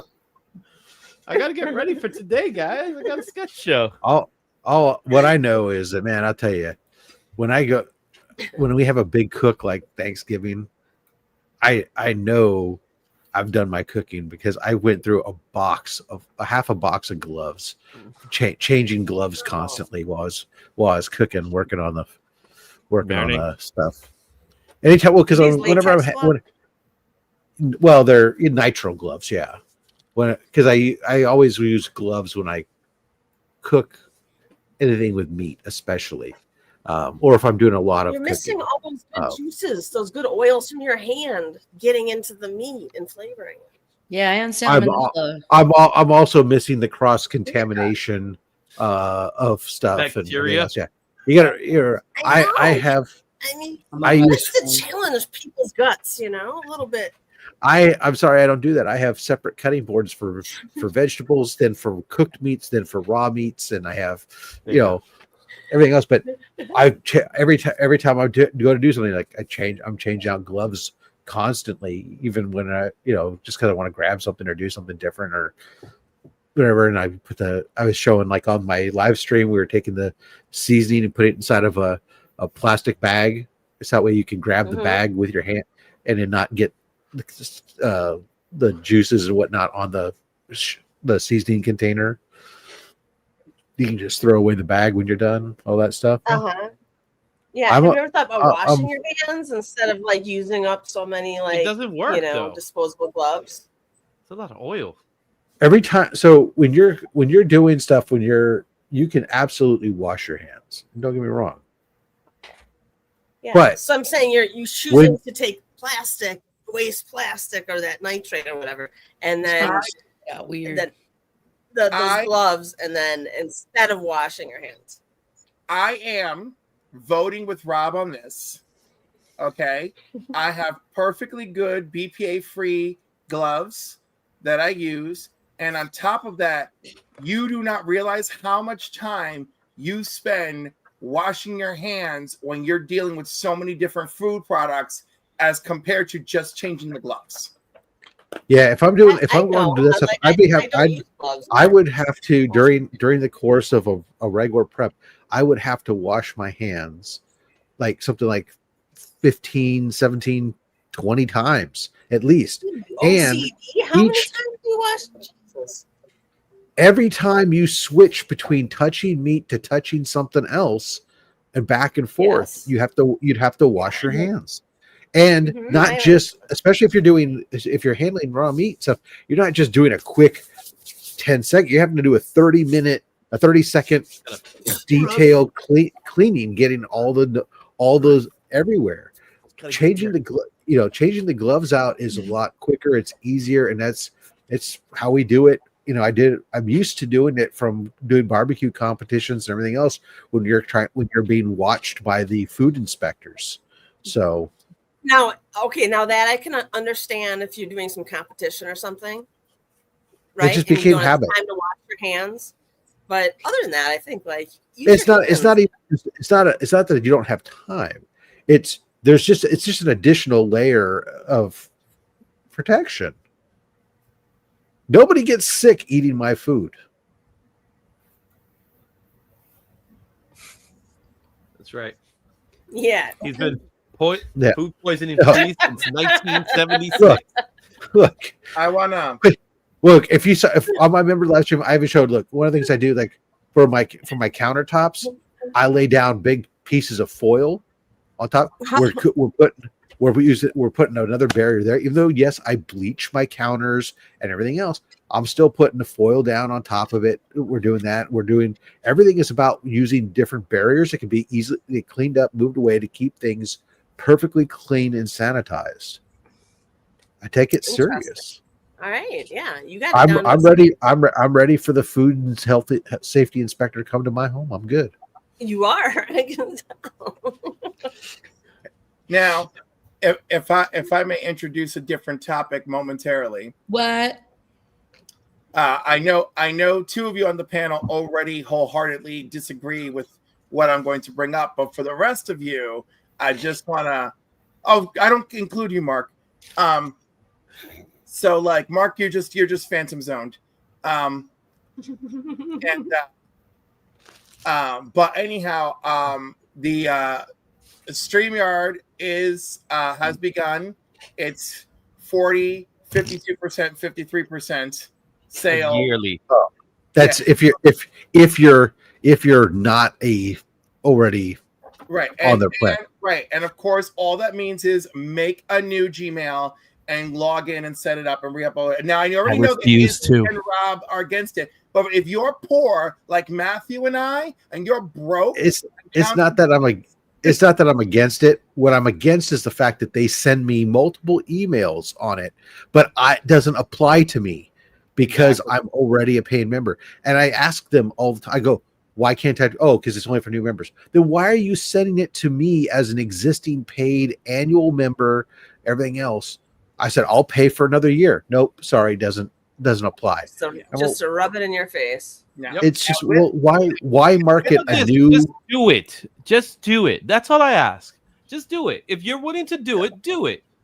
But sorry, then you have to be a yearly. It has to be a yearly. You can't even do the monthly subscription. Right, you got to do yearly. But I want to remind you that if there's two of you out there, like if it were just me and Matthew, right, then each of us would pay $132, and that's a whole year for two of us to have control, do 1080p, have 10 guests, have our overlays, and all that good stuff. And then next year you have to create a new Gmail account. No, and then next year we switch to Matthew's Gmail account. And then the year after that, we switch to my second Gmail account. And the year after that, back to his. Or, you know what? Maybe the year after that, he's been gone from it for so long that they're like, you know what? Let's give it back to him. Let's offer it to him because we miss him. We don't know. But I'm just saying you can pass the ball. Now, what I like over at the COLLECTABLES, because there's 6 of us, it's lots of fun to pass that ball around and makes it much more affordable so we can buy the highest tier. I can't even afford the yearly discount. Yeah. Well, that's the thing. Again, it's all for the yearly. It's not even for somebody. You buddy with somebody, so you each pay the $132. Or you could check out Restream or something else. But Jersey, yep, that's exactly why it didn't work for you. With Streamlabs. which requires tons of patience. And see, Izzy is the breed of New Yorker where like I will suffer and dedicate time to pinch every single penny. I'm a bougie bitch, so like I can't like there's definitely are bougie. The ratio. I got a swollen left leg over here. I don't even want to talk about bougie. Now it's staying at the. I don't even want to know how you got the swollen left leg though. It's called lymphedema, you jerk. So anyhow, damn. So anyhow, so yeah, it's the West End or I don't go at all this year. That's straight up where I'm at. Fuck yeah. Good for you. Oh yeah. Jersey, yes, that's what happened. Is they sent you the ad because they just sent it to everybody that on their marketing list, which includes current subscribers. They don't filter it, and so then a bunch of us get it, and we can't utilize it, and we go, what the hell? And then we waste time with their customer service because somebody couldn't be bothered to filter the marketing list. They're getting what they want out of sending it to everyone. They have full paying members doing free advertising for them on this stream right here, despite not giving us a discount. I don't advertise for StreamYard. I pay for StreamYard. I enjoy StreamYard. I ignore everything else. I will say that from my aspect of it, I obviously the Friday night show I do, they use Restream. They seem to like it. I tried I don't Restream. know. I wasn't feeling it. I wasn't feeling it either, Izzy. I'm at this point in my life, I'll be honest.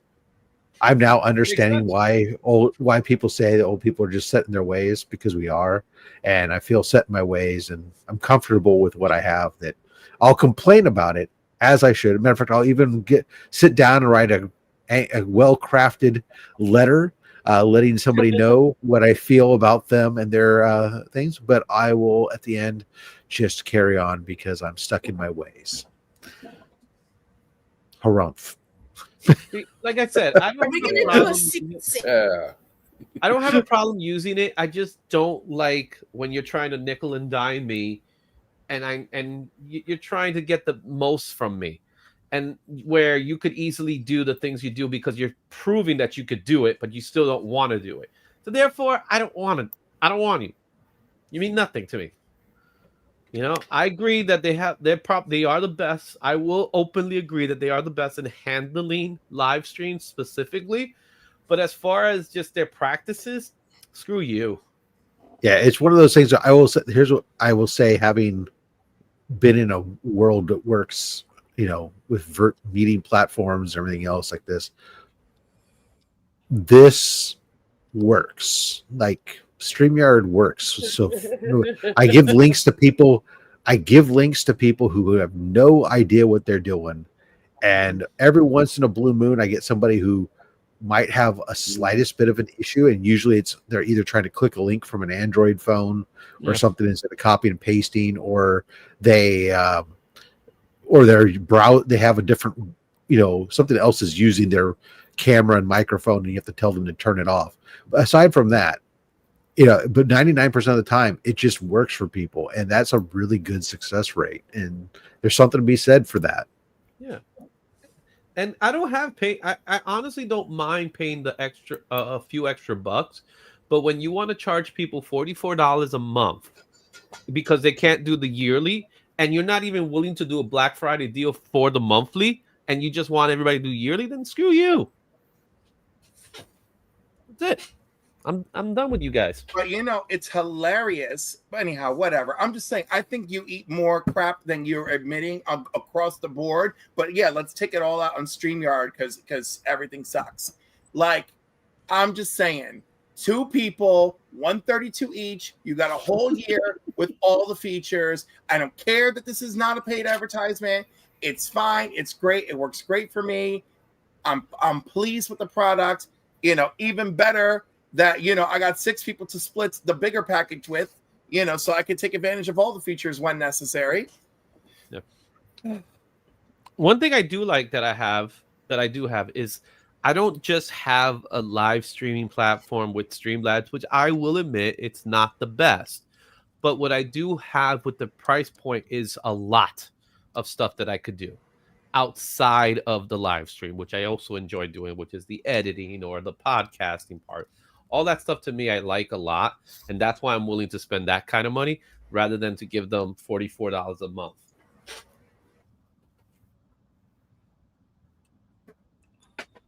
Okay. And again, you're too hyper focused on this $44 a month, because I don't think it's unreasonable to plan ahead your year to get your 132 together to split it with one buddy, you know, or your. I would do, but you hear, Cliff, I would do the yearly. I don't have a problem in doing a yearly. The problem I have is that you want me to do all sorts of things to get there. Like you said, I have to be a new subscriber. I can't be an existing subscriber. No, I don't need to make another Izzy, lose everything. You're bitching like you spent 30 years of your life trying to get marriage rights. I don't want to hear it. Okay, I've been there. I did that. I came back. Wow, that was a non sequitur, non-equal. I call foul on the penalty on the play. 10-yard penalty. You're not allowed to use that in this instance. It's not acceptable, Cliff. That's a penalty on the play. Listen, Yellow card. Listen, the thing is, if you no, I'm gonna take that one back, but I want to be dead serious. If you've listened to everything Izzy has said today, he is so willing to do whatever he can to squeeze $1 out of a dime, right? But this is too far. This is too far. Keep in mind, because this is the same Izzy that paid every single dollar he could for 20,000 subscribers, but he's going to nickel and dime a streaming service. Right, but Mark, did Izzy contribute to comics curing cancer? Let me tell you. Say what? Did Izzy contribute to comics curing cancer? Of course he did. Oh, well, that's wonderful. It is wonderful. I'm not saying he's a bad human being. This is about being a cheap bastard. So squeezing $1 out of a dime. So I did not spend all my money on that. Mind you, he paid people are more frugal than others. You know? Listen, no, because there's math. Because the cost for him to rope in these subscribers to get acknowledged by conventions to give him press access for free or major discounts, the payoff was greater. All right. So this is a man squeezing $1 out of a dime. But in this man is capable of so much to squeeze $1 out of a dime. But making a new Gmail account and re-uploading stuff is too far for him. That's annoying, having to re-upload everything. I hope. Yeah, I've done it 3 years in a row. I don't want to start from scratch again. Yeah. That's a lot of work. It is. Oh no, I have to upload things. I'll tell you, I will share. I have to remember a password. It's a lot of work. You know. I will share one thing that instead of doing all that, Cliff, I just wrote a series of annoying messages to them, and finally got escalated to somebody who went ahead and gave me the rate on my existing account. Not saying it happened this right now during this stream, but this last time that they had this deal going on, I eventually got them to apply the old That's rate. what I did, Rob. Yeah. It took about 3 emails to get it to the right person, but it wasn't too hard. But I also want to play devil's advocate. Isn't this kind of comparable to having a gym membership and then getting pissy when they run a sale for new members? They're like, well, I'm already a member. Give me a fucking discount. We're doing something to get more people right now. I'll tell you what's going on right now is my public storage unit. I got a 5x5 unit. My bill's coming up for December. It's $128 for a 5x5 unit. Yet at that exact same facility, I can see on the app, I can switch to a new 5x5 unit, have to move to a different one, but it'd be $40 a month. That's the bullshit it is. I can't get the $40 a month rate on my unit. But if I want to take everything out of my unit and move it down to another unit within the same facility, then my rent would drop down by 2/3. That's ridiculous. Same thing. So I get it, Cliff. I could do it. Instead, I'm just going to empty everything out of my locker and move on. take my ball and go home, as Lady F would say. I would. Hold on a second. Yeah. I'm trying to do advanced math here now. Oh Lord. Yeah, no, I mean it's great if you have somebody that you're not, or a group of people that you're already constantly collaborating with and doing stuff with sharing it is definitely makes a lot of sense, and I'm surprised more people don't do that. I'm a solo guy. I don't share. So I didn't say that you should, Izzy. I just said that I'm surprised that more. No, but I'm the one. I'm one of those guys. I don't share it. So I'm doing it's all coming out of my pocket. It really does, and I don't want to spend that kind of money. I don't have the ability to do a yearly, so and I don't want. I would probably put everybody to sleep. What does it cost you? What does it cost you to count? What does it cost you to share? You get all your own settings and everything. I have my own Clip on Comics settings and everything. It's not that I don't want to share. I never said I don't want to share. I just don't. Right, but like it's really this community is gigantic. Come up with like a hypothetical question. Come on. Look, so for some people they don't want to, and that's fine. But like I've talked about, like for some of you, it's like I talk about like Chris and I, we've talked about it. We don't right now, but it's like, look, we're admins on each other's channels. It's like, so why not? It's like you already have full access to everything, and you're doing multiple things together. So it would be easy enough to have just different profiles and have it set up and do that and cut the costs down and stuff. So who knows? Maybe at some point we will, but I highly recommend. I highly recommend. Because then I could buy another comic book somewhere. Right? All right. I gotta head out, guys, but do you? I do. I'm crashing. You gotta go think. All you gotta do is think of some more baby. No, I've hit a wall. I've stayed up all night, y'all. I haven't been to sleep yet. Oh, girl. Crazy. Congratulations again. Well, go have dreams of sweet smelling babies and listen tasty to the cranberries while you're at it. Okay. It wasn't even funny, is he? No, listening to cranberries while going to bed is actually not bad. And just for clarity, for anybody who's listening right now and missed the early part of this morning's conversation, the congratulations were not that Lady F is pregnant; it's that her sister is pregnant. She's going to be an aunt. Just for clarity, I don't want any rumors going around and saying that we implied that Lady F was pregnant. No, she's just going to be an auntie. And here it is. Here's the baby right here. Mark's got it. Beautiful. The sweetest little puppy. Look at the baby. Look at the baby. Aww. And don't throw the dog outside. It's freezing out there. I'm cleaning. You have a popsicle. Oh no! He's washing warm water. Their towel dry. He's about to sit in front of a heated fan. Yeah. Heated fan. I imagine you have one of those things at the salon where the top comes down and blows air all over you. They got a kennel with like one of the little It's kind of it's kind of comparable to that. I've got a fan that hang on it, and it's got different heat settings. Yeah.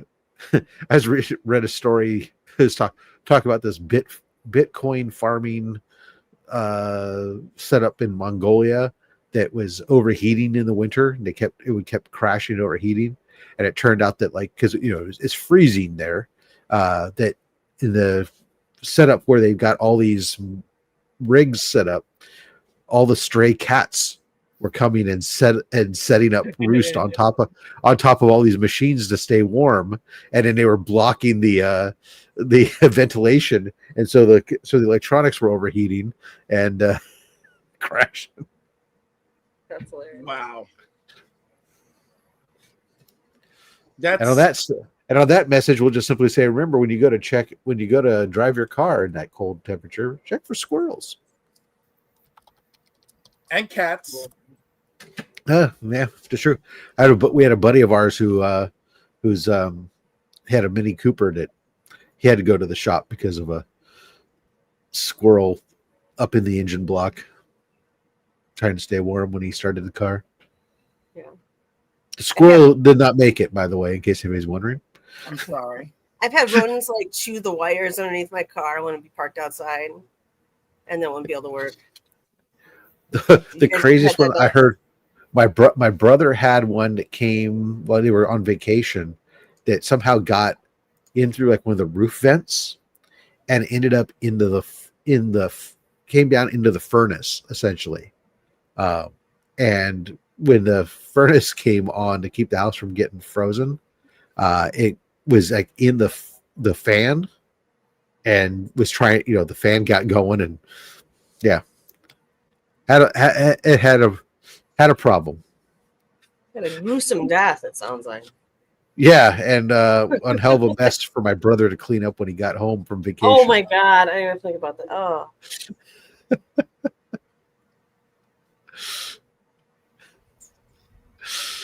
But look at you guys. You guys are so exciting. Look at this, especially this bottom row. They're all so excited. Well, I'm over here doing ridiculous math because. Oh, you doing your taxes already? Good for you. I'm also going to the Jack Kirby Museum event tomorrow, so I have to check that stuff out. That's super cool. Yeah, it's gonna be awesome, man. And you get to see original art and everything. So it's a pop-up. That's cool. You can just go to our nation's capital and do the same thing. For Jack Kirby? Oh. Yeah. Yeah, but this is from the Jack Kirby Museum. That's probably a lot more stuff. A lot of like original pages of art from early Marvel and DC are in the Library of Congress, recognized as major parts of American history and American economy. Yeah. So if you want to see it, though, it's all public access, but just because of time and the work it takes to pull files, you might want to call ahead. Well, there was a museum over here by Jersey, Montclair Museum, that they haven't done so in several years, but they used to show original art pieces from multiple artists from throughout the decades. So I've seen that. You also have Society of Illustrators. They do a lot of stuff there. We used to have the MoCA, which is now gone. A lot of good stuff, man. It was, but you get some, you lose some. But yeah, the Kirby exhibit thing, they do it yearly. So tomorrow they're having the reception and stuff like that. So I'm just checking it out, see if there's anything I need. So Debbie wants to go tomorrow, so she's asking me if her friend could go, and I was like, yeah, I think it's possible. So it's pretty cool. It looks cool. I found a call for artists to do a big statue in front of a police station, public safety. Yeah, and it's around my town here. And so I looked at it, I looked at the budget, and I was like, yeah, like I could totally apply for this, right? So I'm trying to think of something that, number one, evokes like pride in the community and country, evokes joy, and brings people together or whatever. So I came up with this little boy standing in some really tall adult boots, for like a policeman or something, and then a hat, and then a little flag. And then I thought about making him not just life size, but like 3 times life size, like 12 feet tall.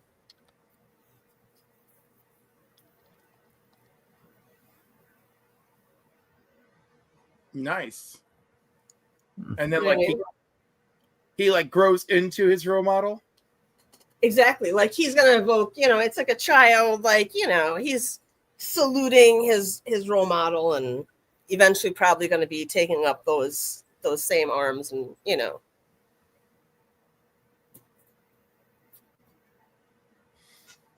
Cool. I think it's great. Is it? Yeah, no, I like that. I like it a lot. All right, thank you. It reminds I was thinking like Navajo Code Talkers, if you've ever seen that statue. It's like an oversized statue of someone crouching down giving a code in World War II, and maybe it was one, and that's why I got the idea of making him super big, but we'll see. That's cool. I like it. Grow up into it. Yeah. Thanks. Oh. So Izzy and I have Izzy created a short video from our last live stream of books we're grateful for this year, and I really love it. Oh yeah? Yeah. I stole his idea last night. We did the same thing. And of course, with one exception, mine are okay. Actually, one thing is true about all of them. It's the Superman family throughout. But they're all Legion with one exception, which is Zod's first appearance. But you know, I've seen a lot of videos on what people are grateful for, etc., in their collections, and I just see the same things over and over and over again. And you know, the people who I see the most diversity from are like Rob.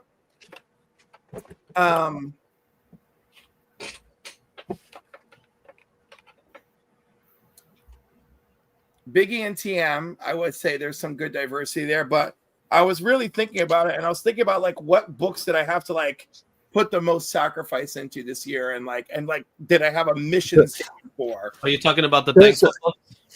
Yes, that's my question. So as I, because I didn't see it, was this like just books in general, or they had to be books that are in your collection, or they're books that you acquired this year? Books you acquired this year that you're grateful for. No, actually, it wasn't like that. It wasn't acquired. So it was just the books that you're thankful for having. For me, it was the books. You did it your way. When you DM'd me, you said 2025, and with that, did I? If I said 2025, that wasn't the point because. Right, I know. Well, anyhow, the point is, I went with books I acquired in 2025. Yeah, that's the book I was thankful for, because if it was 2025, I wouldn't have shown the books I've shown. Okay, that's fair. Yeah. Can I ask you guys I was just curious because have you ever seen anybody? Go ahead, Matt. I just wanted to ask a quick question. I'm sorry. Last night when I was on my live stream, somebody came to me and said their comments weren't being seen. So I looked at my block list, because I don't block anybody unless they spam or something, you know, or they're like saying bad shit about people. And they had been blocked, but I did not block them. Would a mod have done that? Could a mod could do that, but you know how to unblock people. Matt, do you know how to unblock people? Yeah, I already did it last night. I figured it out. Cool. All right. So I was just curious. I felt bad about it. You know, It happens. Don't give me a blue wrench. I don't want it. I bet you that's how it happens. Matt, to answer your question, YouTube has AI algorithms that pick up stuff. I've had to go in and unblock people like circumstances and Remy and random stuff where you'll go in and look at your block list. It'll just be all Russian bots, like literally in Russian. And then there's just one of your homies just right there in the middle of it for some reason. They just get auto sweeped up every now and then. It doesn't happen a lot, but YouTube will auto sweep someone. I actually had somebody who had a problem, and I couldn't find them on the block list, so I just put them on the do not block list or whatever, or the always allow list, essentially, in order to eliminate it. But I was wondering, I was just about this whole thankful thing that you were talking about, Cliff, only because I have a stack of books here in front of me, because this weekend Chris and I are recording our usual top 10 slabs that we acquired this year, and so I was just kind of curious. It gets very annoying trying to pull this list, I'll tell you. It's never easy. The books that I have to not include when you limit yourself to 10 is always quite troubling. But so, I don't know, did you guys have a limit on how many books it was, or was it just It was fun. unlimited? We just did 5 to keep it nice and simple. Wow, that's Just got to 5 be. books. I couldn't imagine just trying to pick 5 books on my entire collection, or 5 books from this year. That would be difficult.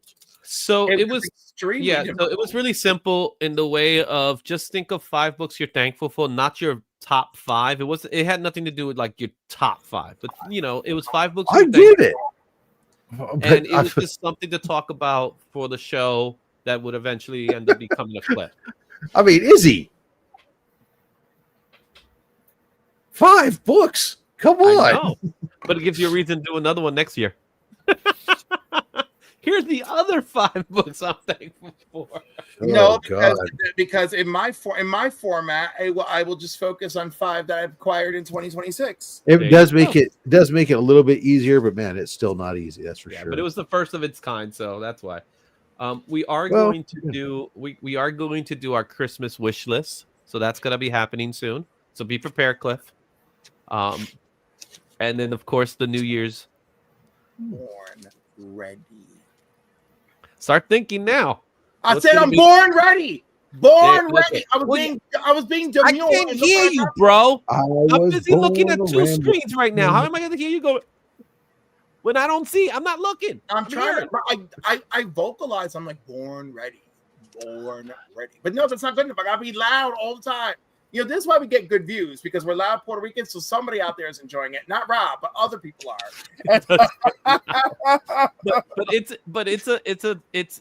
It hits the type of show that it starts off low and then it just starts getting louder and louder at the time we get to the end.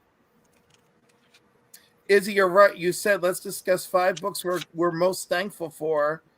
Yeah. All right. Well, I did my 5. I did my 5 with Hey, you didn't do 2025. nothing wrong, Cliff. Yeah. No, but it affected my game plan. Yeah. That's okay. I like the idea I concocted better. Yeah.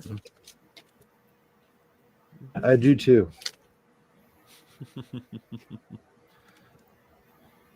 Okay. So besides Heroes Con, are there any other Black Friday deals that you have interest in? I'm missing one right now, Which is the 50 cent box deal down at Newcomb Comics in New Jersey. And they're doing it tomorrow as well, but my direct deposit has not come through, so because of the holidays, so I'm a mess, And my first 2 priorities with the direct deposit is finally ship out my freaking Comics Curing Cancer shit, especially because freaking what's his name, Dawson LeMay's box is giving me so many nightmares. I can't even. Is it a slab box? It's huge. But And it doesn't have like multiple items, like slabs and stuff like no, that. it does have multiple items. It's actually going to cost less to ship it separate. So now, because it's out of control. Yeah. Yeah, that was the kind of issue I was dealing with some of these boxes that I had, where it's like this guy John had a box, but it wasn't a Comics Curing Cancer, but it was a box where he had an original art piece and a slab. So I was like, I need something for the original art piece, and it's not something I could roll either. So I had it on top loader. I had the piece in the top loader, and then when Josh was doing his unboxings in the shop, he had a couple of boxes that size. So what I managed to do is I managed to take the box, I put the OA inside the box, and I covered it up with some bubble wrap, and then I was able to put the slab in there as well. So now the slab, as well as the original art piece, was in the box, and I was able to ship it. Now the cost for shipping wasn't nothing because the box is like 3 pounds in weight. It's light as hell. It was just the size. And there's some other stuff that I'm doing the same thing, where I'm like, oh my goodness, I gotta find a box for this stuff. But putting a slab and regular comic books together is not easy, because you want to protect the slab, but you also want to protect the other comics. Well, if you have leftover stuff from what do you call it? My Comic Shop, Lone Star Comics, right? Like that's really good if I'm doing a slab and some comics. But because Austin won a slab and some comics and a hardcover And anyhow, because there's multiple items that he got from grand prize, it's a whole thing. Oh, try doing the baseball. I also had to do the baseball cap. That was a pain. Oof. Like selling the baseball cap by itself, that's nothing. But a baseball cap with comics? Ugh. I mean, I feel like you could just do the baseball cap in like one of those little baggy things and get away with it. This is usually the box for the baseball, for the caps. And this is too big. Oh. Oh, remember, you don't want to crush the cap. You don't want to give it like dents and things like that. So, but I got rid of those things, so I just have one more package to send out. And then everything is good, and of course it's the Australian package. So, of course. So I've shipped everything. You guys are slow. I got another package for DVH. I watched the video. We were on a live stream while you were prepping and shipping, and I was just in awe. I was just in awe. I will say there are certain things that took longer to get shipped out, but I mean, eventually everything got shipped out. But Martin, I don't see. I'm going back. Now you're making me go back and look. I don't see that. Madam was crying, and then she was doing something, and her internet went out, and I saw her internet went out. I didn't see her crying. Yeah, she said the computer went out. Something with I'll message her going to. No, I already did, but I just went back and watched. I was watching right now the stream, and she was. No, she said her computer ran out of power, so that's what it was. Yeah. The original art, most of the original art, the way that I ship it is I'll put them in. I get the top loaders, and then I get 11 by 17 cardboard pieces that go in, and then they go inside. Then I have I think they're 11 and I think they're 12 by 18 stiff photo mailers. Yeah, I have those. So I put those in that, and then I put those inside of a large bubble mailer. And so it's super rigid and it's protected. And then if you had a slab, then you could put a slab that was inside that bubble mailer still with it if you needed to. But I'm so frightful of the slabs because they could get cracked by any little thing.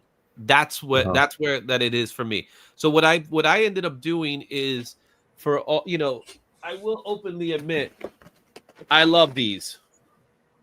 These are the CGC ones. Oh, yeah. So I'll just put the slab in there, wrap it up with like the cardboard that they usually do, and then I ended up. It was a matter of putting the slab with. If I only have to ship one or two like that, yeah. But I mean, I have way too many I got to ship out, so I'm not able to do that for. So that's why I keep these babies. But though, I don't have as many to do as many pieces as I ship out. Yeah. That's why in the past I used to love the slab shippers, but I also have to get cognizant of those are for priority only. I have so much stuff to ship out that I'm trying to. I have to mitigate expense. The expense versus the risk.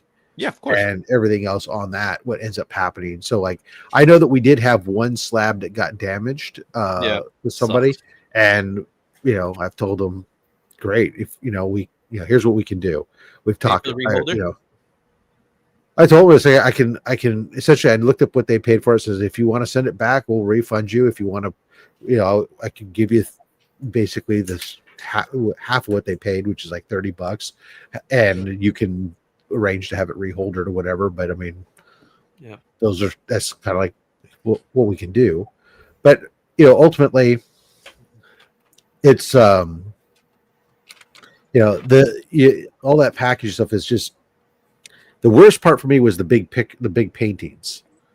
But those, I'll tell you where those CGC things came in handy for me was there were certain things especially like the painting even and some of the stuff is I found you can cut those seams where they're fold together to make them into flat air packs. Mm-hmm.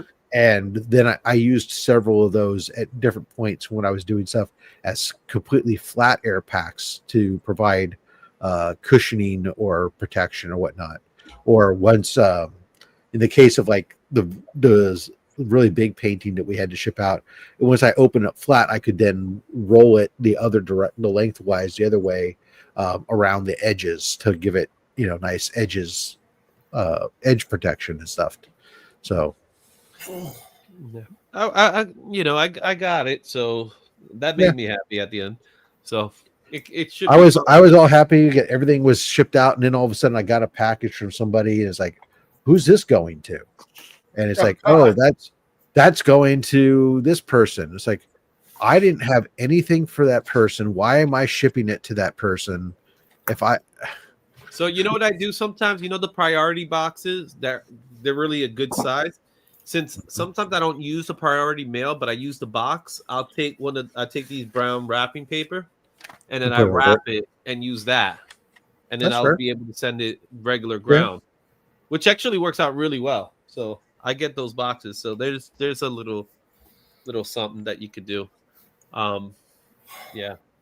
And I know since today we got the art show, I gotta get ready for. I got some Geminis and stuff like that, so I'll have that ready for tonight. Yeah, I had plenty of lots of packages, Geminis, and then I'll. Fortunately, actually, the nice thing was on some of the stuff I had these from the Comic Pro line. They had just released their own box, and I had pre-ordered. They had a pre-order price on some of their comic mailers. They essentially were like 50 cents a piece when I was pre-ordering them, and that's cool. and so they came in time, so I was able to use them, and they're a little bit more flexible than the regular Gemini. It was a little more like the Gemini has two versions. There's the Gemini 2 that everybody's used to, and then they have the other version that has that you can use for multiple size stacks of books. These Comic Pro lines were like that, and so those were kind of handy for certain stuff. And then, I'm a big fan of these bubble mailers. Those are great, man. I love those. Yeah, wonderful. They also, you can also get the priority mail bubble mailers. Yeah, except that those they're not as thick, and those again, if they're only good if you're shipping priority mail. Otherwise, you're stealing from the post office, and but. I don't know. I get them at a deal. I got a partnership with the company that makes these things now. I was like cool getting the big, the ones for the original art. I got these nice big ones that were purple. So they got these big purple bubble mailers showing up for the Comic Screen Cancer, which was great. But no, absolutely not. Comic issues. Yeah, so pretty much everybody got their C3s with the exception of those that requested for CGC. So the CGC ones are currently with CGC right now. So once they come back, then everybody will get their CGC mailers, their C3 stuff. So I'm just waiting on CGC now. So they're doing those pieces. Also, Robbie, spatchcock turkey, and again, I am so impressed. Yeah, it was delicious. That still is. The best part. The best part to me is always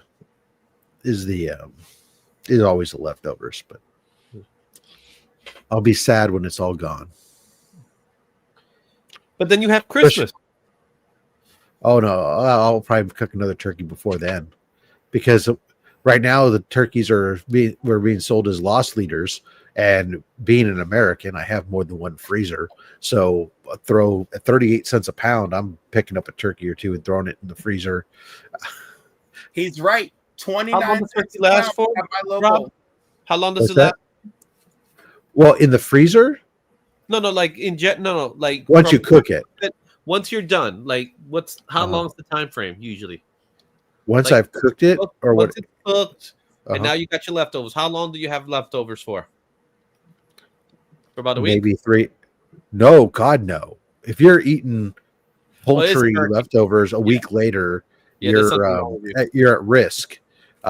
Usually in my house, it's only like 3 days. 3 days? Okay. Yeah, it'll be gone by Monday. Because I'll just snack on it throughout nonstop, and then we'll usually, we'll potentially do, leftovers one night, and if we don't, then come Sunday, if there's a bunch left over, we'll make like a turkey divan or something, a casserole with it or something to use it up. Cool. Plus there's not as much, because even though I cooked a 17-pound bird, my youngest, we put up a bunch of containers and threw them in the freezer right now, so when so they can take them with them back up to Oregon, because their partner wasn't able to come down for Thanksgiving, so they had to work. So when they go back up, the two of them can have a Thanksgiving together.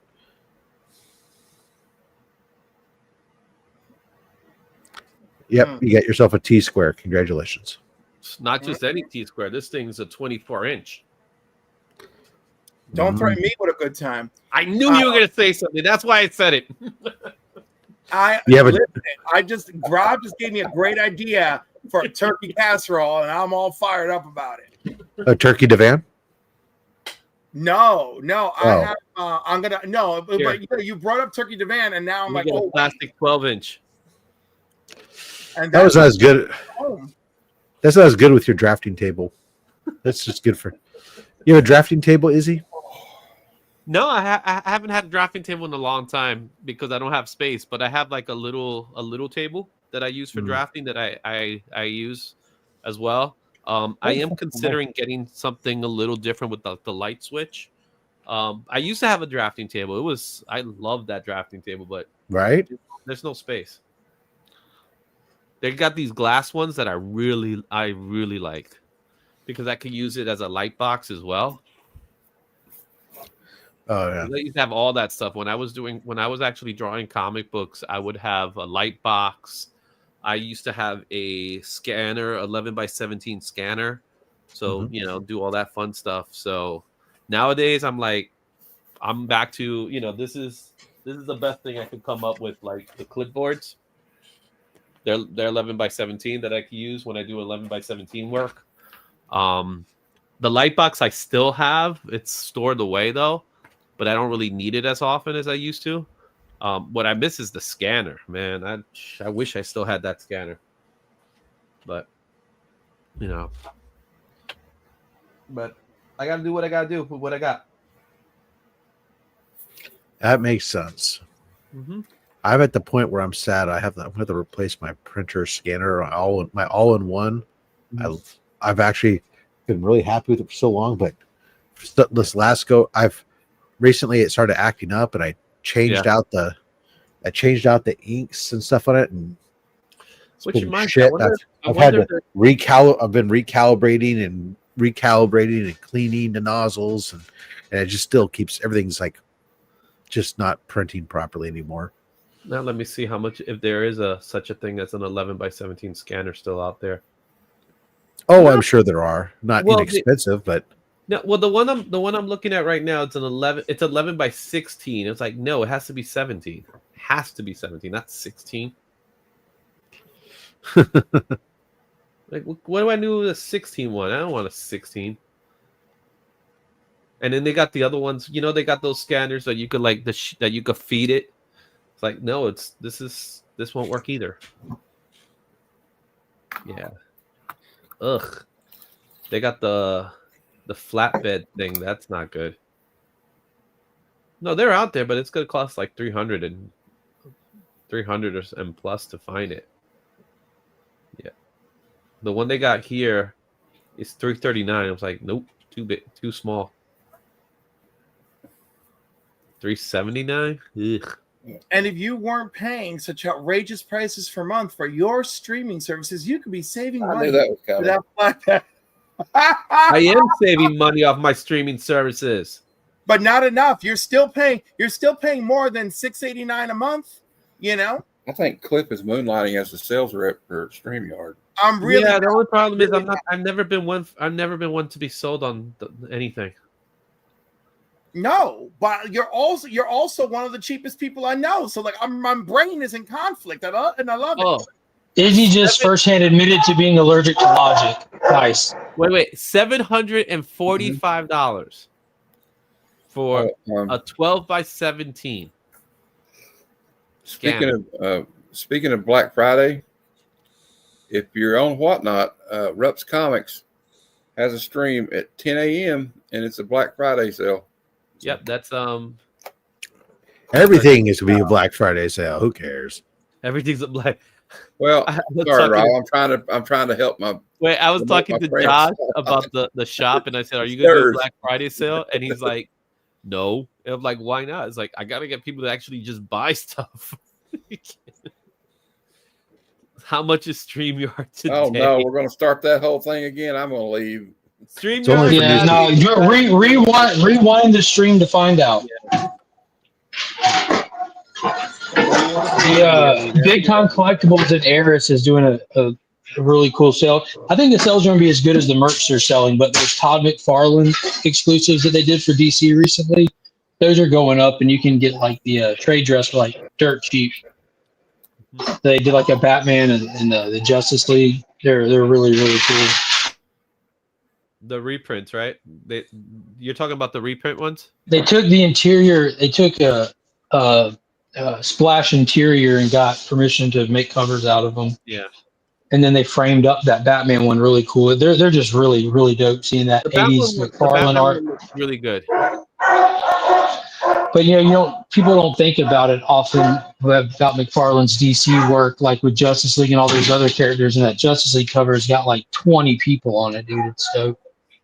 They were New York Comic Con exclusives at first. That Justice League cover.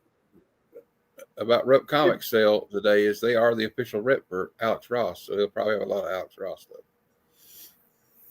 Yep, Alex Ross has got his own sale going on. You buy something, you get a free print. Those prints are people like those prints. Yeah, because it's all probably everybody getting the same print, so who cares? Well, keep in mind, Izzyverse also has a Black Friday show going on where we're going to be doing art auction, original art.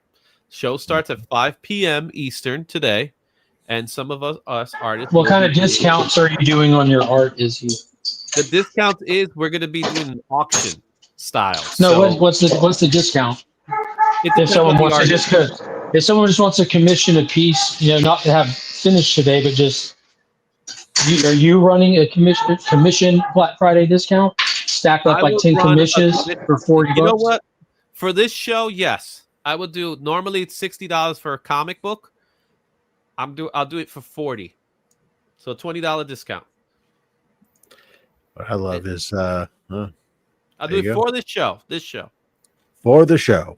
All right, now Cliff, let's rewind the clock back 15 minutes. What did he say? I'm not one to be convinced. All right, now you proved yourself wrong. Now go get that discounted StreamYard with Cliff. I ain't doing that. It's not that. For me, it's purpose now. Yeah, no, you're hard-headed. I get it. Now it's just being purpose. Now you're just hard-headed. That's fine. I've always been hard-headed. I know. My wife tells me that all the time. Not always the selling point you think it is. I just don't want to be. I don't want that. I don't want. That reminds me. I should change my prices to tell me that moving forward you're going to pay double the price that you normally pay for the same services. I'm not doing that. It's like a streamer. But I don't want to go back to that life. Streaming services do the same thing. That's why I don't get ESPN Plus. Yeah, Bobby. Robbie said he's charging extra for Reparation Friday. Okay, give me a second. Sometimes I wonder about some of the sales. Oh, so you marked your prices up so you can put them on sale. Congratulations. There's like one shop here in town that I absolutely love.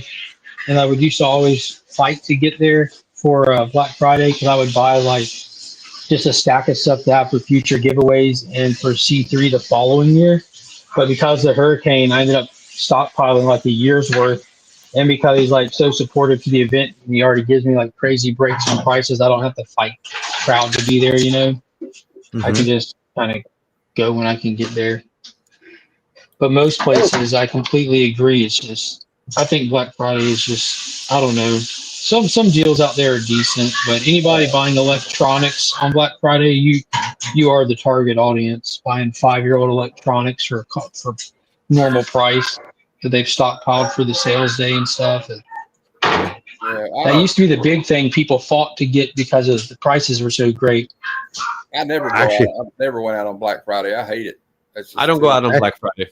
I just bought a new computer monitor for my wife because she needed one, or she asked for one because she has a small one and wants a big one. And I went online and I did some stuff, and I basically found the company found on Amazon. They had one that was the company that's actually the white label for like a whole bunch of the other brands, and so it's like it's all the exact same stuff. And actually, because you're buying the white label one directly, it was like cheaper, and it actually included like a couple other little minor features. It was like, all right, yeah, you've never heard of this brand, but they're the one who they're the guys who are making the same thing for everybody else. But I actually got a stack of books here that I just took out of the package that are going to go in the giveaway bin. Ooh, giveaway! Eventually, these are all new arrivals. It's an unboxing. I know I would normally do this on my channel, but I haven't done it all. Or Matt Spidey, since you are a Matt Spidey. So, well, no, this isn't. Drop the hashtag. Rob's doing a giveaway. This isn't me saying that these are going in like right this second. These are books that I acquired for the eventually to go into the giveaway bin. Okay. We got ourselves a Punisher #1, $20.99. Banger. Absolutely. A Doom $20.99 #1. Double banger. Come on, Ravage. A Doom $20.99 #1. Triple banger. A Doom $20.99 #1. Quadruple banger. He's barely even newer, huh? Firestorm #1. Still good, but not the same. An X-Men 283. That's a cool one. Third appearance of Bishop. An X-Men #1. You know that one. I have a good feeling about that book. It's a high. I think it's going to have some really good sales. It has with a gatefold. Yeah. Even more. You might sell 8 million copies of that one. This one I'm not sure is going to go in the giveaway bin. I might keep this, even though I already have a copy of it, just because it's really damn cool. And I think Mark would agree that I should probably keep this one. It's a Turok. That is Star Slayer. This is the first appearance of the Rocketeer. Show him the back cover. I'd have to take it. So it's okay. Show. That's going in the box. I said I'm not 100% sure. That's the money maker. If I you gotta put that in the box just to piss off Chris. There's a new Rocketeer series coming out in January. If I do, I need to put it in a clear backer board. Yeah, because no one knows that book except those that know that book. First Quake.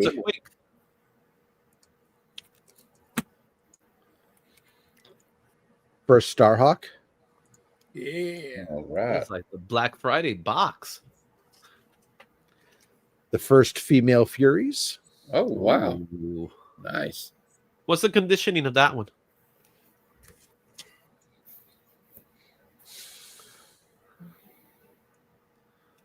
From the front cover alone. Good. VF. The front cover looks really, really good. Yeah. I'd have to pull it out to see if there's anything on the back cover that's bad, but yeah, it presents really well on screen. Yeah, I mean, there's no.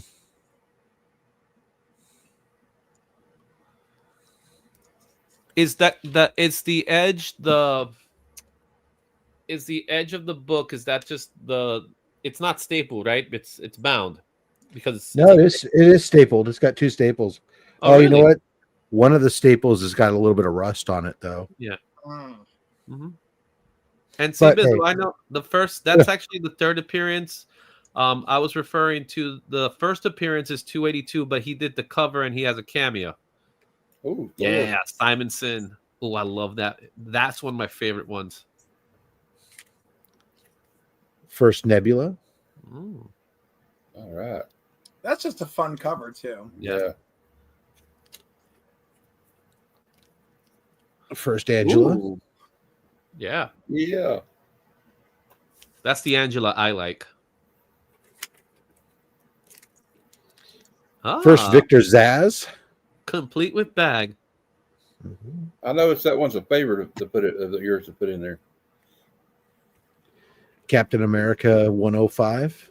What another glorious yellow cover. Love it. Yeah, right. There's something about Captain America covers with the yellow background that speak to me. I don't understand, but they do. They're awesome. Submariner 16. Oh, this is one I have 5 of those. I love that. I don't know why that book keeps landing in my life, but I love it.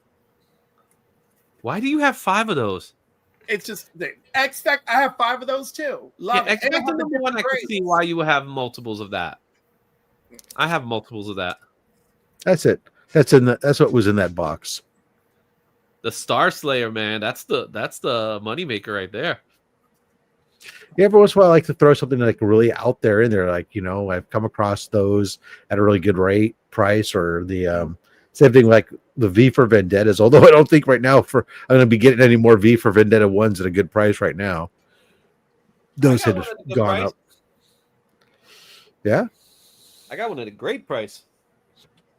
I'd gotten a couple, and that's why I threw them in the giveaway bin, because I got them for like $12 a piece. What I would like to get is the Warrior number 1, but but at the same time, it's a magazine size book, and it's like, where are you going to store it? Kind of thing. You can put it with your CGC boxes because it'll fit there, and that's my issue with that book.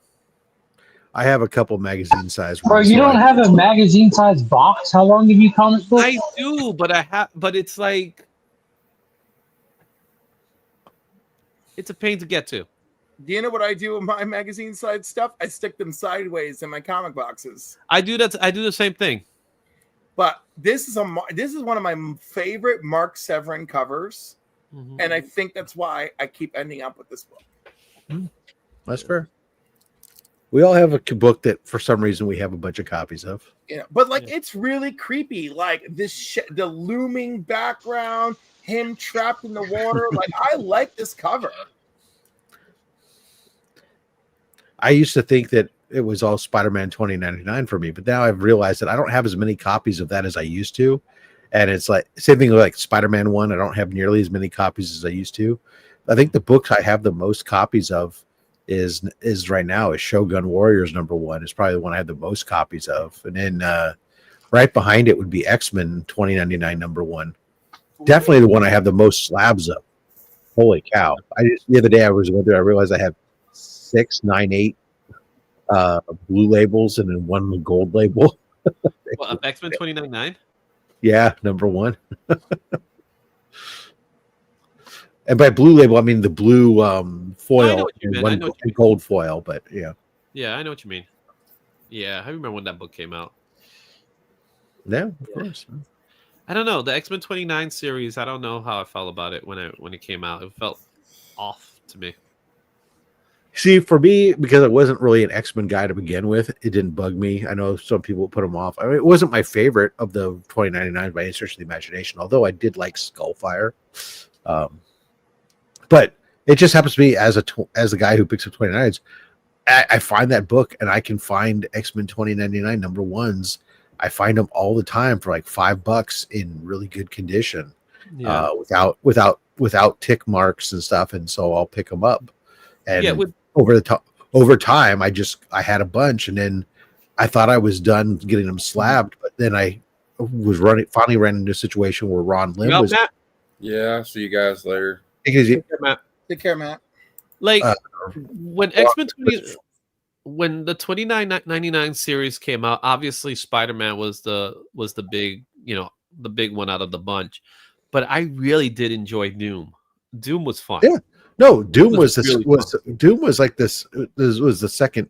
It was like, as far as the tier for me was, it was Spider-Man, then it was Doom, and then it was Punisher, then X-Men. Yeah, that was my enjoy reading level on them. But the Did you read Ghost Rider? yes, Ghost Rider. The artwork in Ghost Rider was Chris Bacalo, which was beautiful.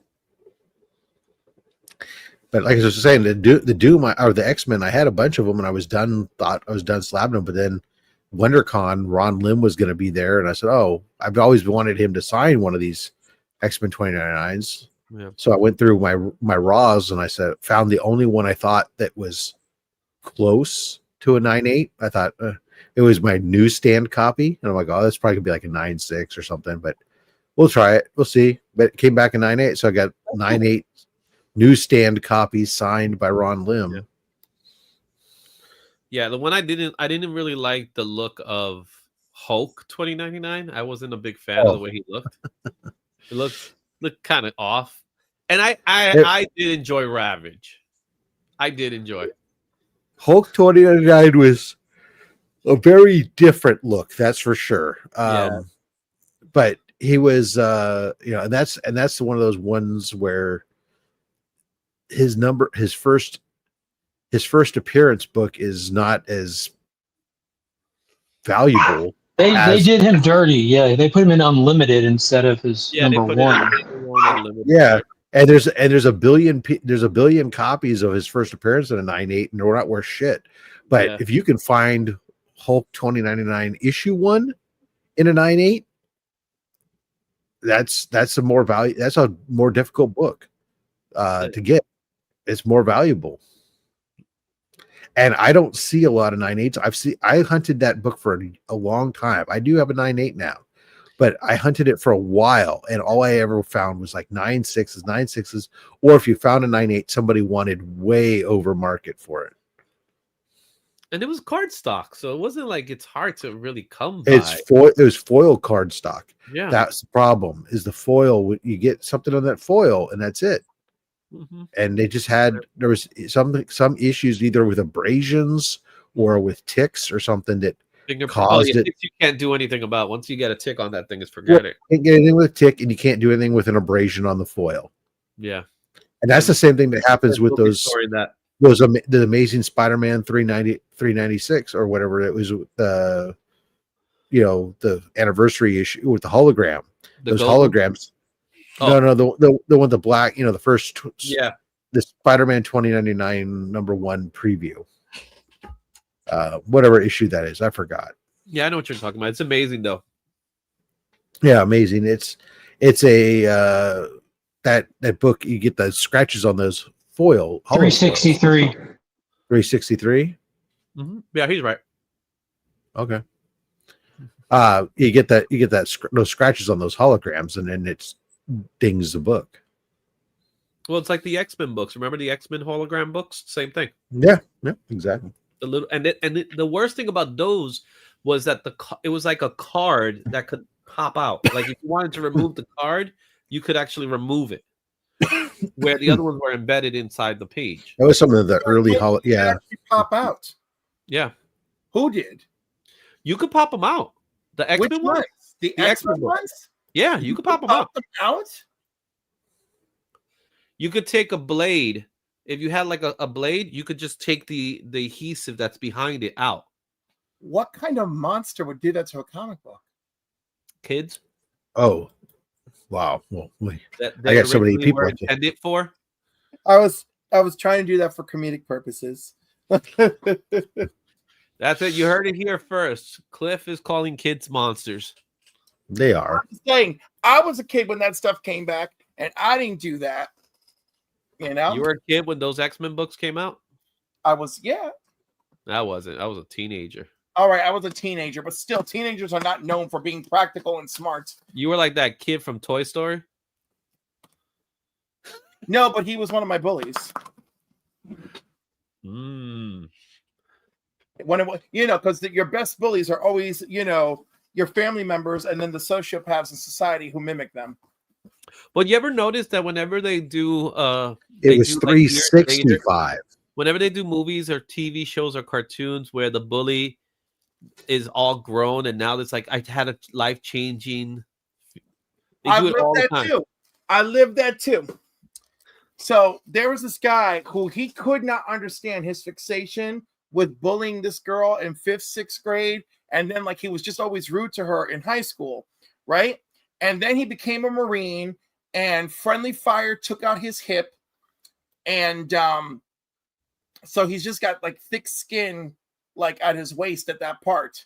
And you know, I've tried to help him on multiple occasions. And I mean like he's actually accepted help and everything, and still like we can't find somebody who will cover the operation for the prosthetic, right? But that's not the point. The point is we're at the reunion. He's lovely, you know. Look at that sweet little Corky. I just want to chase him and Trinity through the multiverse. Yeah. So He looks anyhow, like my old dog, man. Oh, Mini Australian Shepherd. I had a dog, a Labrador Collie that looked just like that. Her name was Trinity. All of the dogs that my sister has had in Ohio up until now, where the children have chosen their own dogs, but all of them were Australian Shepherds and Mini Australian Shepherds. Okay, back to the point. So anyhow, this guy who was a bit of a bully, he bought me a couple of drinks while we're at the reunion. This is our 20-year reunion. He sees the girl there, and we are still trying to pay for the reunion in the middle of the reunion, right? So we have all sorts of auction items and all sorts of crazy shit, and he's paying for all sorts of stuff. Like it's like the Giants 2012 win signed by the whole team, like all sorts of shit that people brought. And he's winning this stuff, and he keeps giving it to this girl. I'm like, why are you giving all this stuff to Heather? And he's like, dude, I was rude to her in high school. He goes, but I was a savage to her in 5th and 6th grade. And he goes, and honestly, I have no excuse for that behavior. He's like, this is the least I can do to make it up for her. I'm like, okay. So did he have a successful life to buy all that stuff? Oh, absolutely. Yes. I mean, he also lost a hip, but I mean, successful life, 2 beautiful children, gorgeous wife, you know, and even with the missing hip, he's still pretty hot, which is hard to say for people from my graduating class. Well, why would a missing hip cause a person to lose their looks? Oh, because when people have major damage, like, your body, like, like goes through a lot of emotional shock and, kind of like it can drain your looks. Emotional damage. It's like that. It's like that lady from "I'm Gonna Get You, Sucker," where he says, "These are not my actual eyes," and then she takes her wig off. But what's really funny is I've met people like that too, where it's like you don't want to see them. You don't want to see them without the wig and everything on. You do not. You want the illusion at all times. But speaking of illusions, I picked this up for $25. That's a cool cover, right? I like the back. I like that they did the back. I love that. So I'm not crazy about getting all of these, but I am thinking I will get the Thunderbolt set and just have the Thunderbolt set and feel the original Thunderbolt or no, whatever this series, just this now. series. Just this series. Because I kind of miss the original Thunderbolts. I miss the original Thunderbolts too, but like, I have no control over the situation, Yeah. You could write a nasty letter. I can, but like, it's not going to get. Tom Brevoort will say, "Screw you! I hate this stuff anyway." Oh yeah, because that is who he is. Yes, I'm going home. Yeah. I got that man's number. When he needs to go. He needs to go. That's one guy that needs to go. On the other hand, maybe he's doing exactly what corporate wants him to do, and that's it. Well, I think that's part of it. I think he's the voice of corporations. Right, but then that means they're not going to fire him because he's doing what they want. Remember, it's only about bottom line. That's why I said stop buying Amazing Spider-Man. Teach them a freaking life. I can't. No, all right, but that's all I can do is limit myself to just one cover, and that's it. Rob, let's be honest. You can't help yourself with some of those covers. I have been very good and have this volume. I have bought no more than one cover, with the exception of the first issue. I did buy a couple, but before he passed away, Peter David actually predicted that we were going to go to this route where it's just going to be volumes year over year. Like his approach is like, you know what? Let's stop numbering the way we number and just make them volumes. But I think the volume. That's what Dynamite started doing. They're calling them seasons. You get 12 in an annual, then season 2, 12 in an annual. I like it. And it's still like season 2 of Space Ghost. Like it's the exact same pickup from season 1, new story arc, but it's just a good way of organizing the number system. Doesn't bother me at all. I think in Dynamite's approach, I think that's good. But like with Marvel and DC, there's legacy that goes with it, which they keep the legacy number, but it also gives them reasons to make anniversary issues or. Well, I don't think you can still do all of that all the same. That doesn't change any of that. I think they're afraid for people to catch on, because if they do consistent structured number ones, you're going to have all these people that hype by number ones figuring it out sooner. I think people already figured out a lot of that stuff already, though. Well, of course, there's plenty of people that figure it out, but every year there's more people that come into the hobby that don't know it. But if they come in and there's a formula to it, they're going to be like, oh, okay, I don't need to buy that new number one. That's the deal when number ones don't sell the way they used to. But they'll no matter what, they'll always sell the way they used to. It will never. That's something that will never stop, because at the same time, a number one just says it's the start of a new story, which means it's an ongoing approach. So I know that it's not uncommon for an artist to charge more to sign their name on certain books. I don't like it. Why not? It's just the creator speculating on the speculators. And again, once again, Izzy likes to get $1 out of 10 cents. So when you show up with your crucified Wolverine, and Mark Silvestri's like, yeah, let's kill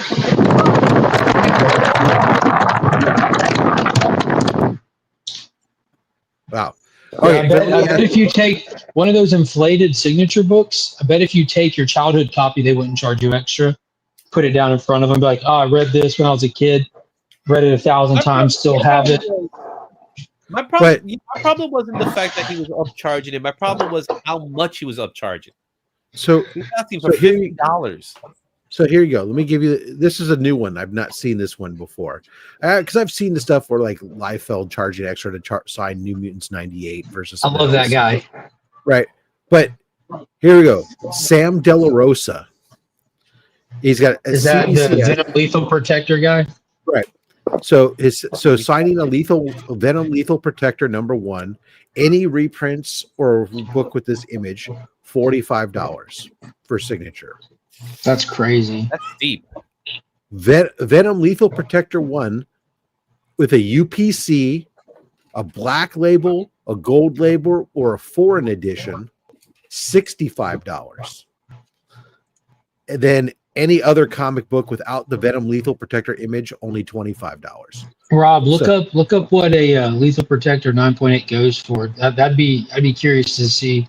That's the kind of funny. That'd be the funny comparison. That's the point I was going to make. It doesn't go for a lot. But what's I mean, obviously he signs it did during COVID, but not now. Well, I mean, a 9.8, as I recall, it's like I'll look at right now, but I mean, it's. I'm guessing about $100 now, 150 at most. It's usually around that. But you know, it's funny to see that. Okay, he's going to charge you $25 for a signature. Oh, but if it's a Lethal Protector, it's $45 if it's a direct edition. But if it's a newsstand or one of these other variants, I'm going to charge you even more.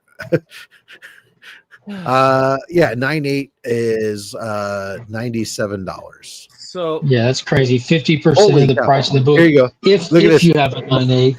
Here's an uptick for you. A fair market of 9.8 is $90. Yeah. Here you go. That's what Rob said.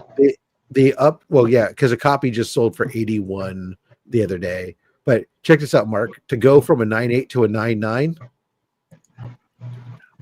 $3,240 just sold this month. Oh, wait, no, here's a funnier part is if you think about it, because you're getting these signed raw, then getting them graded, shit comes back at 9.4. It's worth less than the actual signature cost you. Yeah. And then a 10.0 sold in September of this book for $6,000. Twice. That's so crazy. So there was wait, but there was a sale. There was a sale for 8,100 for the 10. When was that one? And there's 11 10s in the census. That was in April of this year. Yeah. 10 grand. There's 11 10s in the census. Well, imagine paying that and not just buying like a super high grade copy of 300. It's just funny because it's the 9.8. I'm looking at the 9.8. 9.8 this year the highest it sold for this year is $110. No, there's got to be something special about. There was one that's listed at 1,500, but there's got to be something unique about that sale. Must be signed by everybody in the world and be a. So who wouldn't? But to be honest with you, who wouldn't like to have a 9.8 of Venom Lethal Protector? It's a cool cover. It's a bag. I have for $100. No, for less than $100. Right. I think it's definitely. Yeah, no, I mean, it's one of those books from your childhood that I hunted it for a long time. I submitted many copies before I finally got a 9.8 copy, and so I'm happy to have one. I actually have 2 copies now of 9.8. I have one CBCS and one CGC, but yeah, I mean, I also have a 9. Right? I also have a 9.4 copy. That's the 9.4 copy is signed by Bagley and De La Rosa and has 2 remarks as well. So Bagley did a Spider-Man remark on it and De La Rosa did a Venom remark on it. So, but currently there's 11,230 in the census for 9.8. Yeah, so it's very common. It's not a rare book at all. Yeah, it's very common. And it's one of those. It's first is a very iconic cover. It's a fun cover. For $100, I'll cough the money for it. But I'm just saying, it's like it's so mental to me. I mean, I get it. This book is the one book that he probably signs more than anything else because I don't know what else Sam De La Rosa's really done. Or De La Rosa? I'm talking about De La Rosa. Okay, I was about. This is what he has made a con career on, right? And so it's funny to me to sit there and see, okay, it's basically almost doubling the price of his regular signature just because it's on that book. And then I'm going to add on another $20, basically 3 signatures, just because all of a sudden the book has a UPC code on it, or because it's one of these other variants. That's talk about some uplift. That's crazy to me for this book, especially. I guess the unique nature comes from its time era, right? It's not a rare book at all, but in that time era, that newsstand does give people cause for chase. Those things, right? It's like Spawn. There's so many of these books that people were looking for reasons to make something a rarer variant on it. Yeah, I get it, but at the same time, I think it's hilarious. Part of the idea of charging more for certain books, I think is. I have issues with it to some degree, but I get it happens from some artists and stuff. This just isn't one that I would have expected it from, and so it caught me off guard. It's also known for doing Predator #1. Yeah, it's only red cover. But that would only be $25 to have it signed. Yeah, the regular. How much is Predator 1 worth? More than that in a 9.8. More than that Venom Lethal Protector. Yeah, it's worth more. Yeah, but it would only cost you $25 to have it signed. A Predator #1, and there's numerous versions as well. So there's like a couple of just a standard one. Was like 175 and 450 is the average. In and out. Wow, that's 4 times the value. 4 times the value. The Badlands, it's been going up in value. Right. What'd you call the movie? Badlands? Badlands. I said Badlands. Badlands. I know you meant to say Badlands. No, Badlands. I enjoyed that. So there you go. I loved it. But you can get that book and have it signed by him, and it's only $25 to get the Venom Lethal Protector. He's going to charge you $45. Good point, Bobby. You got to round up because they don't make the penny no more. He's done some Judge Dredd books as well, but nothing to that level. I'm just looking at his list of books that he's done. He's done a few what ifs. See if there's a book, there's a standout besides the Venom. Those are the, I think. Oh, he's also done Marvel Superheroes #8 for Squirrel Girl. Oh, nice. But I don't. Becker won a slab one of those from me. He got one of the mystery boxes I did. Had the first appearance of Squirrel Girl in there. That was a book that was people were asking for like $100 raw for that book. It was fun. It was fun, that little hype she got for that little moment in history not too long ago, a few years back. What's going on, Garfong? How are you? $200. I need to find out where to. Hey, no one. I don't think anyone's mentioned it. Have y'all watched Stranger Things yet? I saw I watched episode 3 1. episodes. I didn't know what any y'all said it at the same time. Rob, first off, Rob, you would love it. I understand you're watching history, but get around to it. Put it on your, when you circle back to Netflix, definitely worth the time. I've never watched a single episode of Stranger Things. You would love it. It's a good Cliff, show. Did you watch it, Cliff? Yeah, 3 episodes. Oh my God, dude. I know you're seeing the social media reactions. I love the way that episode 3 ended, like with that person showing up at the end. But dude, episode 4, it's only episode that compares was when Max was running from Vecna in the last season. Like that, like it was like God tier television moment all over again. So Mark, I sent you a link to the dude talking about the Stranger Things prequel. The stage play. Yeah. I'm not gonna watch it. No, you don't. The video just summarizes what goes on in the stage play. Yeah, I'm intentionally avoiding it because it entails some stuff that's spoilers to the show. You can choose to learn it first from the stage play or learn it first from this season. And I'm trying to stick to this season, even though I've heard some of it. And you'll see what I'm talking about when you watch episode 4. Some of what is introduced in episode 4 is answered in the stage play. And I don't, you know what I mean? I want the show to hit as hard as it can hit.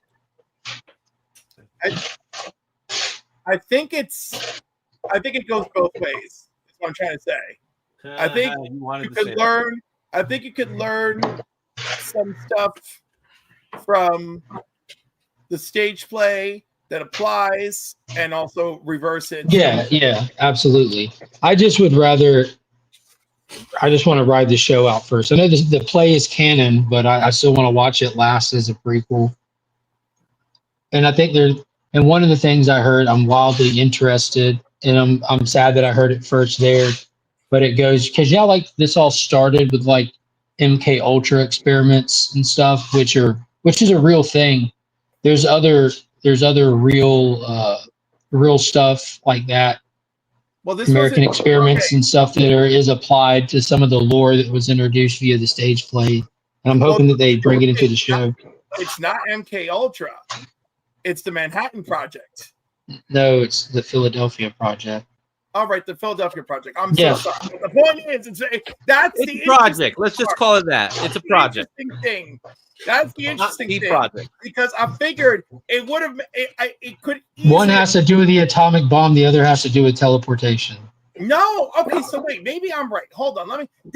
So my point is, I don't want to talk about this stuff because it's spoiler stuff that I don't want to hear before the show gets into it. All right, fine. But the show may never get into it. That's my other concern. Yeah. No, so regardless of what the show does or does not do, I'm going to go back and I'm going to actually watch the play performance. I wonder how many deaths are going to actually Kumi. Kumi. Like, I'm almost certain 11 is gone. This 11 is gone. You just wait till you see what happens in episode 4, bro. Yeah. I got to wait. I got episode 1 down. I'm just not a binger. I can't binge. He said the Philadelphia experiment, they can't be projects, LOL. It is the Philadelphia experiment, but it's not nuclear. No, it was the Manhattan Project was nuclear. The Manhattan Project is the atom bomb project.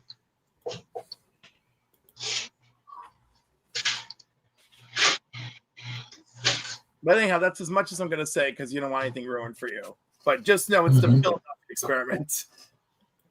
Yeah, I had that.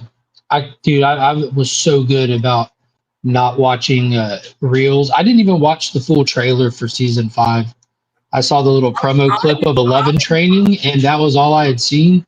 But after I finished episode 4, which because I work on Thanksgiving, the timing and stuff, I had to miss out on one of the family events we had. So I was sitting at home by myself, like an hour and a half on my work break, and I was able to watch episode 4 just in an empty house, just me and the dogs.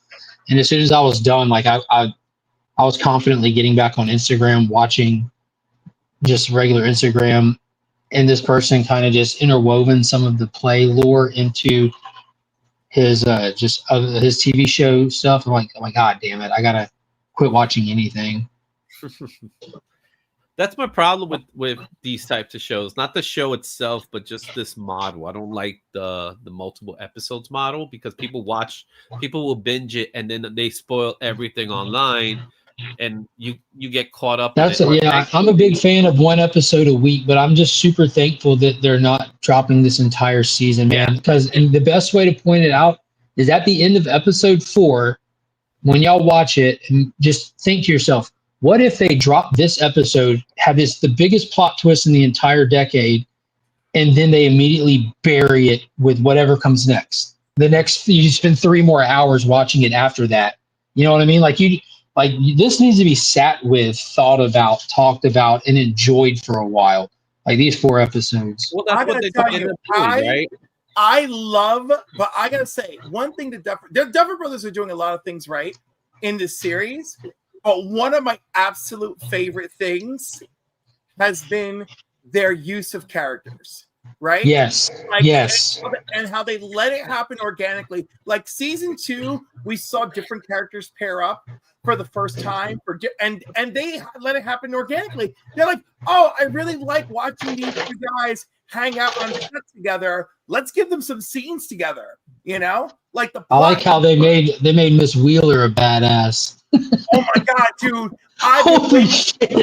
I've been waiting for her, and then the show addressed it. The show addressed it and said, "We really did our family dirty. We did our family dirty by not telling them." And the fact that she was ready to go as soon as she realized, "Oh my God, my daughter is not making this shit up," you know, holding her in the tub, you know, keeping them quiet, like all of that shit was just so good. And I really like her too because the characters I've been enjoying. I enjoy Robin. Robin's amazing. I love her. Robin's hilarious. She's great. Hey, Robin, I'm telling you now, Robin, in just these 4 episodes, she was the key. Well, without Robin, it would have been toast for everybody. How she's doing what she's doing with the radio station, I think is fun. Her and Steve are great. Robin and what's his name? The kid who won't give up on Hellfire. Dustin.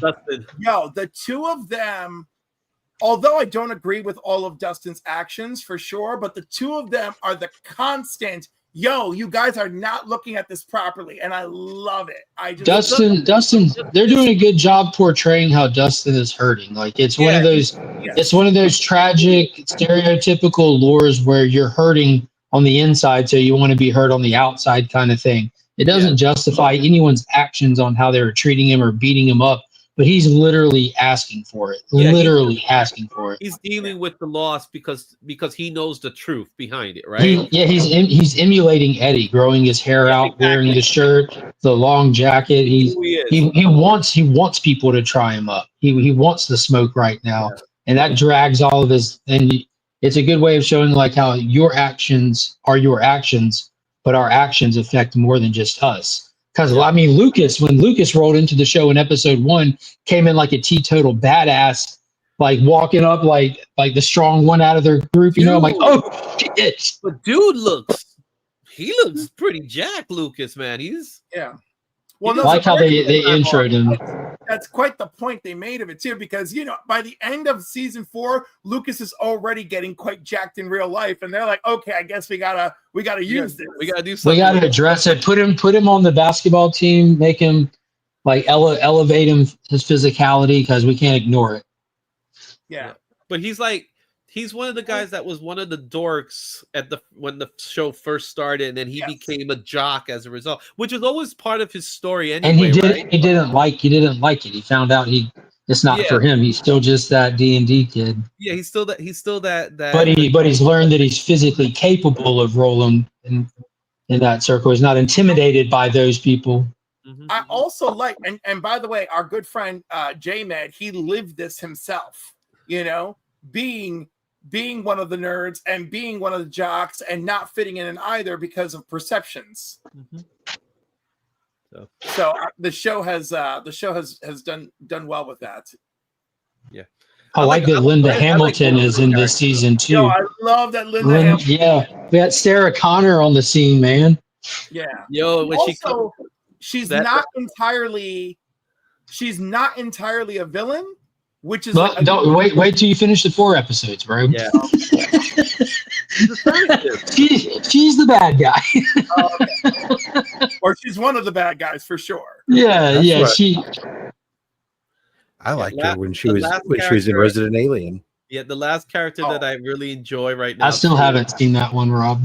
That's the Alan Tudyk one you told me about. Yeah, exactly. Yeah, Linda Hamilton shows up in there. She's a general for the military who's trying to hunt. That's what she is in this.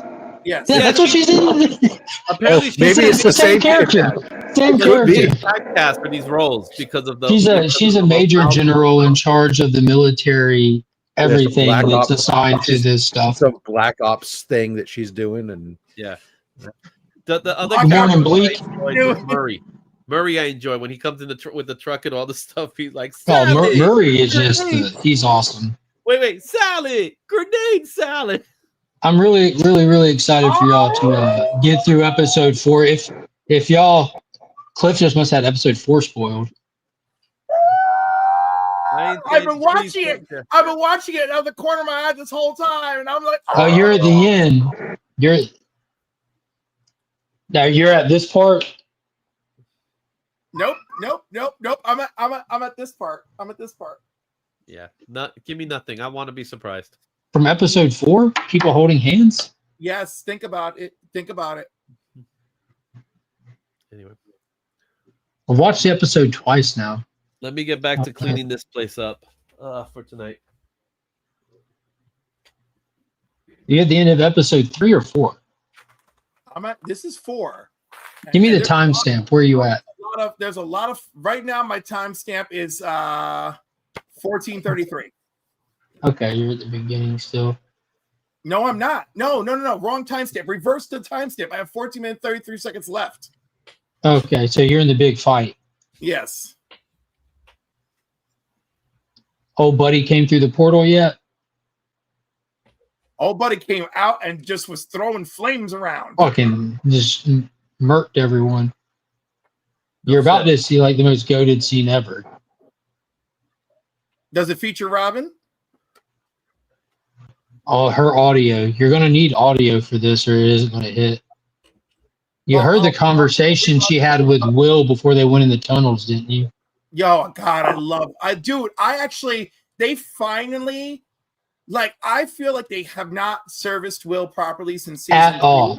He's been nothing but the damsel in distress since season 1. That's all he ever is. By pairing him with Robin, they finally did the right thing. And by them being like the gay characters, it serviced his journey. Did he ever come out? Will has never come out. Robin, it was revealed in her introduction season when Steve kind of tried to make it past that.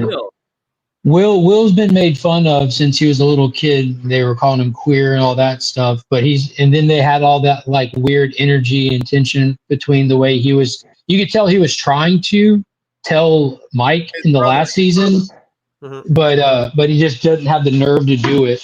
Yeah. But his brother tells him, his brother's the one who's like, I know what you must be going through, and I can't relate, but I'm your brother. I love you no matter what that is. Yeah, Jonathan tried to give him the out just to get it off his chest. He didn't take it though. No, but I mean, like, but he hasn't come out from what I know. No, that's what we're saying. No, yeah, no, he has not. But his interactions So with implied. Robin are Right now. It's we're still at a state where it's implied. Well, he hasn't. Yeah, it was implied until this season when you see him like interacting with Robin. Like Robin sees it. Robin's able to see it, and she's trying to, without calling him out, she lets him know that she knows, kind of thing, and just by sharing how she felt when she was in his shoes and what it made a difference in her life when she was honest with herself, kind of thing, not afraid to be honest with her. Like she expresses to him explicitly that she knows without saying it in those exact words. Bobby, if you're interested, hit me up in IG. I'll send you the link. I'm waiting on Cliff. Cliff's about to lose his mind any second. Up in here. Yeah, I haven't watched much Pop. That's not Papa, dude. Pop's Attic? It's Pop. Yeah, that's Pop's, not Papa. Well, I meant to say Pops. Vecna's story is like so ridiculously convoluted. I don't know about convoluted. It's complex, and I love every second of it. It's super complex. But I love everything happening with Will. Love it. Oh, Will goes from lame to fame. Will's having a moment. You can't watch the episode. He's watching it as we go. I am. Oh my God. No, I'm this is about like to leave. really. You keep saying things, man. I don't think you care. Listen, I'm not saying anything that's spoiling anything for anyone. I just said Will is having a moment. Well, that's enough. Do you have the audio where you can hear it? No, I'm going to do that later. Are you seeing the flashbacks right now? Of course I am. It's beautiful. Yeah, it's Robin's dialogue of what she was saying to Will. Yeah, no, it's perfect. Perfect. That those flashbacks are like your goodbye moments or farewell life flash before your eyes. I'm hoping that that's not exactly what that is. Well, you got 4 out of the gang about to die. Yeah, no, I get it. But something unique is happening. Bobby, we're going to be at 5 p.m. Eastern today. And by the way, this makes perfect sense to me too, based on season 1, and I'll tell you that another time. Let me make sure.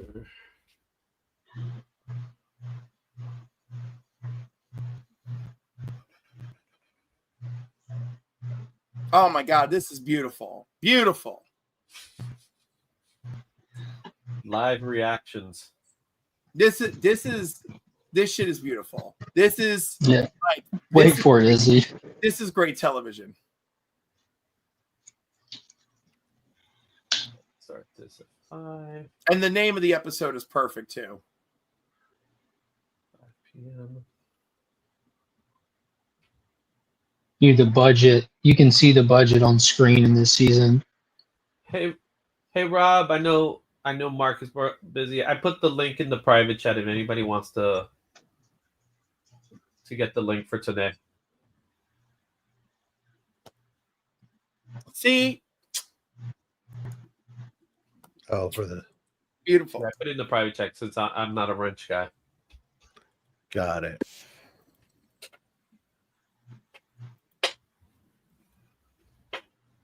That was perfect.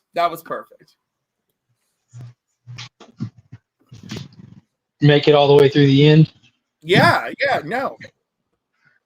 And like why do you think I said the name of the episode is perfect? It's a perfect name. From hey, what's funny is like the whole like from zero to hero concept, from lame to fame overnight.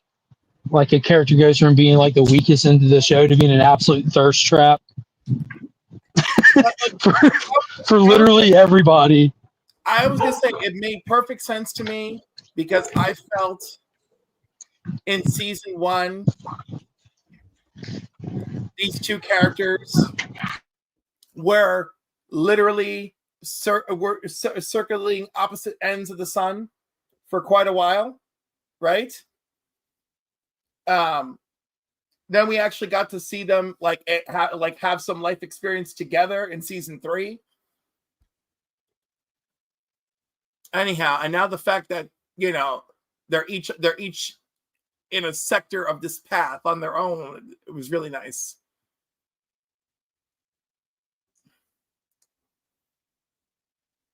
I'm gonna put some Captain Marvel Christmas specials on my Christmas wish list, I think. Isaford.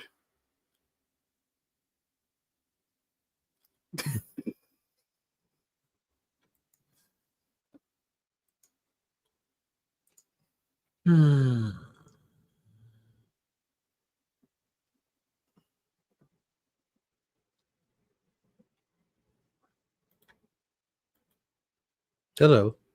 That left me a little bit emotional. Hello.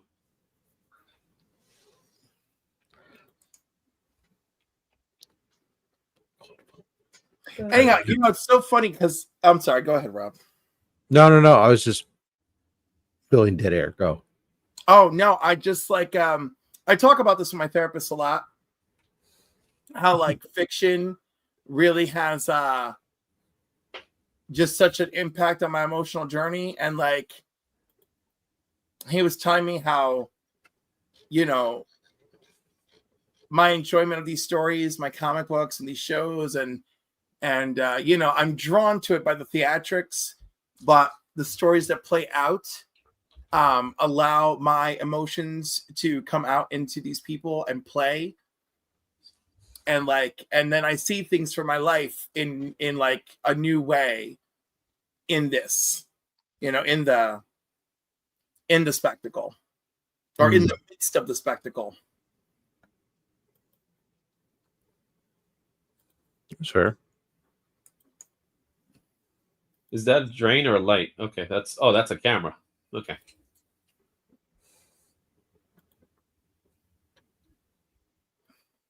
Also, I've been putting really weird and interesting team up posts on my. This is a hard shift to another topic. But I've been putting weird and interesting team up posts on my on the community section of my YouTube. I'm making some real oddball selections, Team Up Tuesday. Who do you think is Superman's most valuable super friend? And I chose Flash, Phantom Stranger, Elongated Man, Firestorm, and people chose the Flash.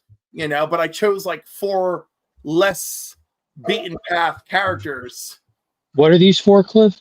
Just for curiosity, and then I'm going to try and do something interesting with it later.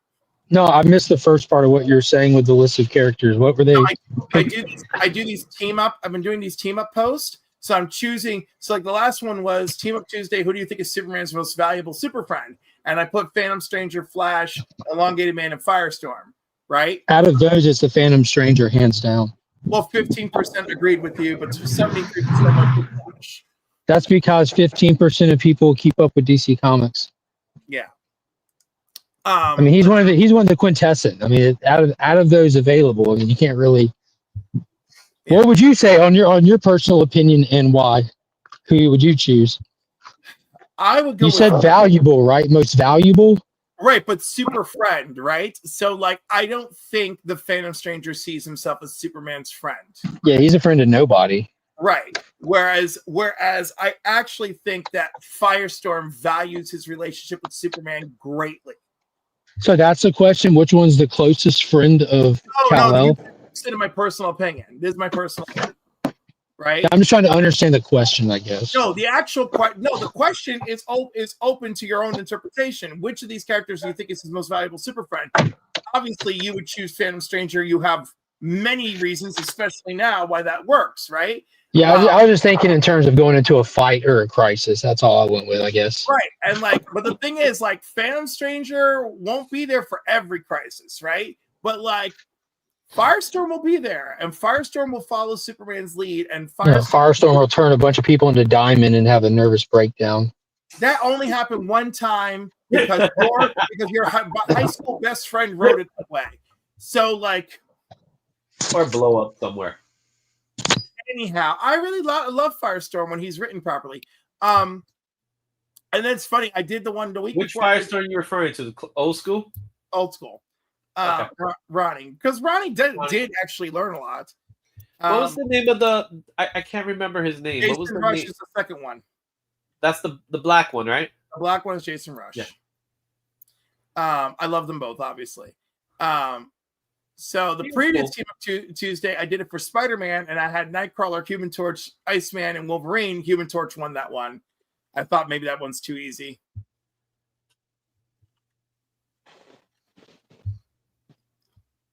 Yeah, I don't think Elongated Man gets enough love. No, they did a good job elevating him in the CW show. But he's such a cool character, man. And what they did with Identity Crisis, like, that was, God, I love Identity Crisis. The guy who played Elongated Man. We don't want to get into all that now, do we? No, he breaks my heart. I want you to know. And I know him. He's local. He grew up in Goshen. Like, we have a Goshen here in Georgia. No. He grew up in Goshen, New York. I mean, like, I know him, and I feel terrible about that whole thing. But anyhow, you're right. They did a great job with him on the show. Yeah. He's got such a great first appearance too. Like, it's a great cover that you don't see often. It's pretty cool that DC's got two Elastic characters like that. And they did such a great job of them being so vastly different. One, you got Eel Plastic Man, who's like turned into like this Omega level character of untapped potential, a reformed villain trying his best. And then you have Ralph that's fancies himself a great detective and is oftentimes, They got definitely, they're not interchangeable. No, that is true. Very true. That's what happens when you're the big dog and you're able just to buy up all these other publications. Because DC didn't originally own Plastic Man, did they? He was in Police Comic. Yep. Yeah, that's right, in the Golden Age. Yeah. All right, well, I'm about to hop off here. I'm leaving work. I'm heading back to the house. I'm done for the day with my extracurricular activities. Yeah. So I'll hop on when I get to the house here in just a few. See y'all in just a few minutes. All right. Peace. See you shortly. And just like that. Yeah. I picked up a gift. I picked up a gift for Spidey's powder tumblers. Oh yeah. Yeah. Sorry, hold on a second. I don't know if you're showing something. Let me move you up. I was working on a project on the side here. The wedding? Yep, and the final issue. Cool. And a 9.0. Also cool.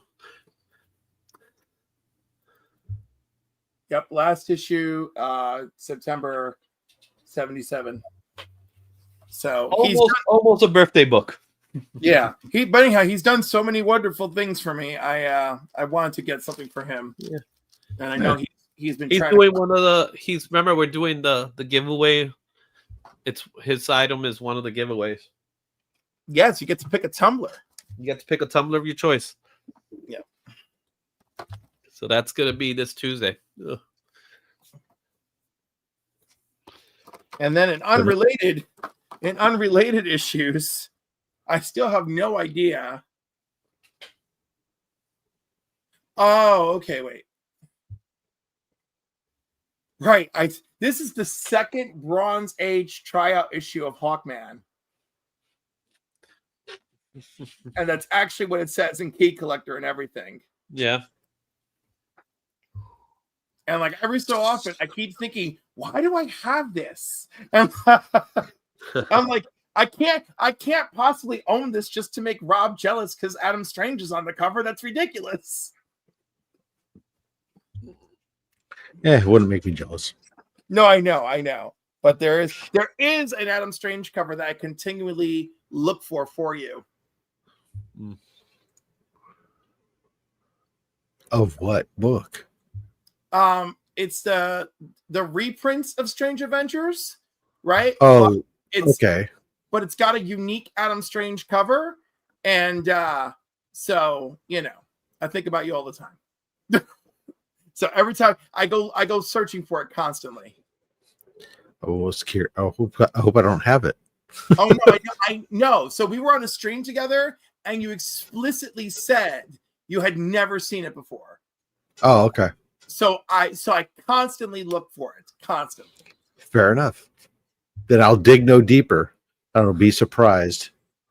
And I hope that one day I find it. Because let me tell you, I was looking for that Miracle Man, or that Mr. Miracle. I mean, Nice. All right, the comic Kumite is coming to its conclusion. So, Rob, I take it you're working today? No. Oh, today's an off day? Cool. It is. It's a holiday. I don't know. Yeah. Although I'm on call. I figured that part. Just because it's also a holiday in Romania.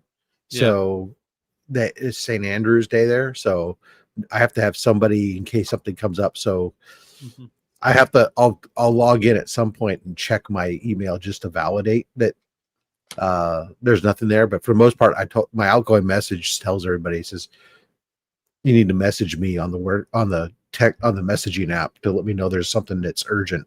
And I think my outgoing message specifically says for Friday, I said, if it can't wait till Monday, you can message me and I will break off from family. I'm spending the day with my family.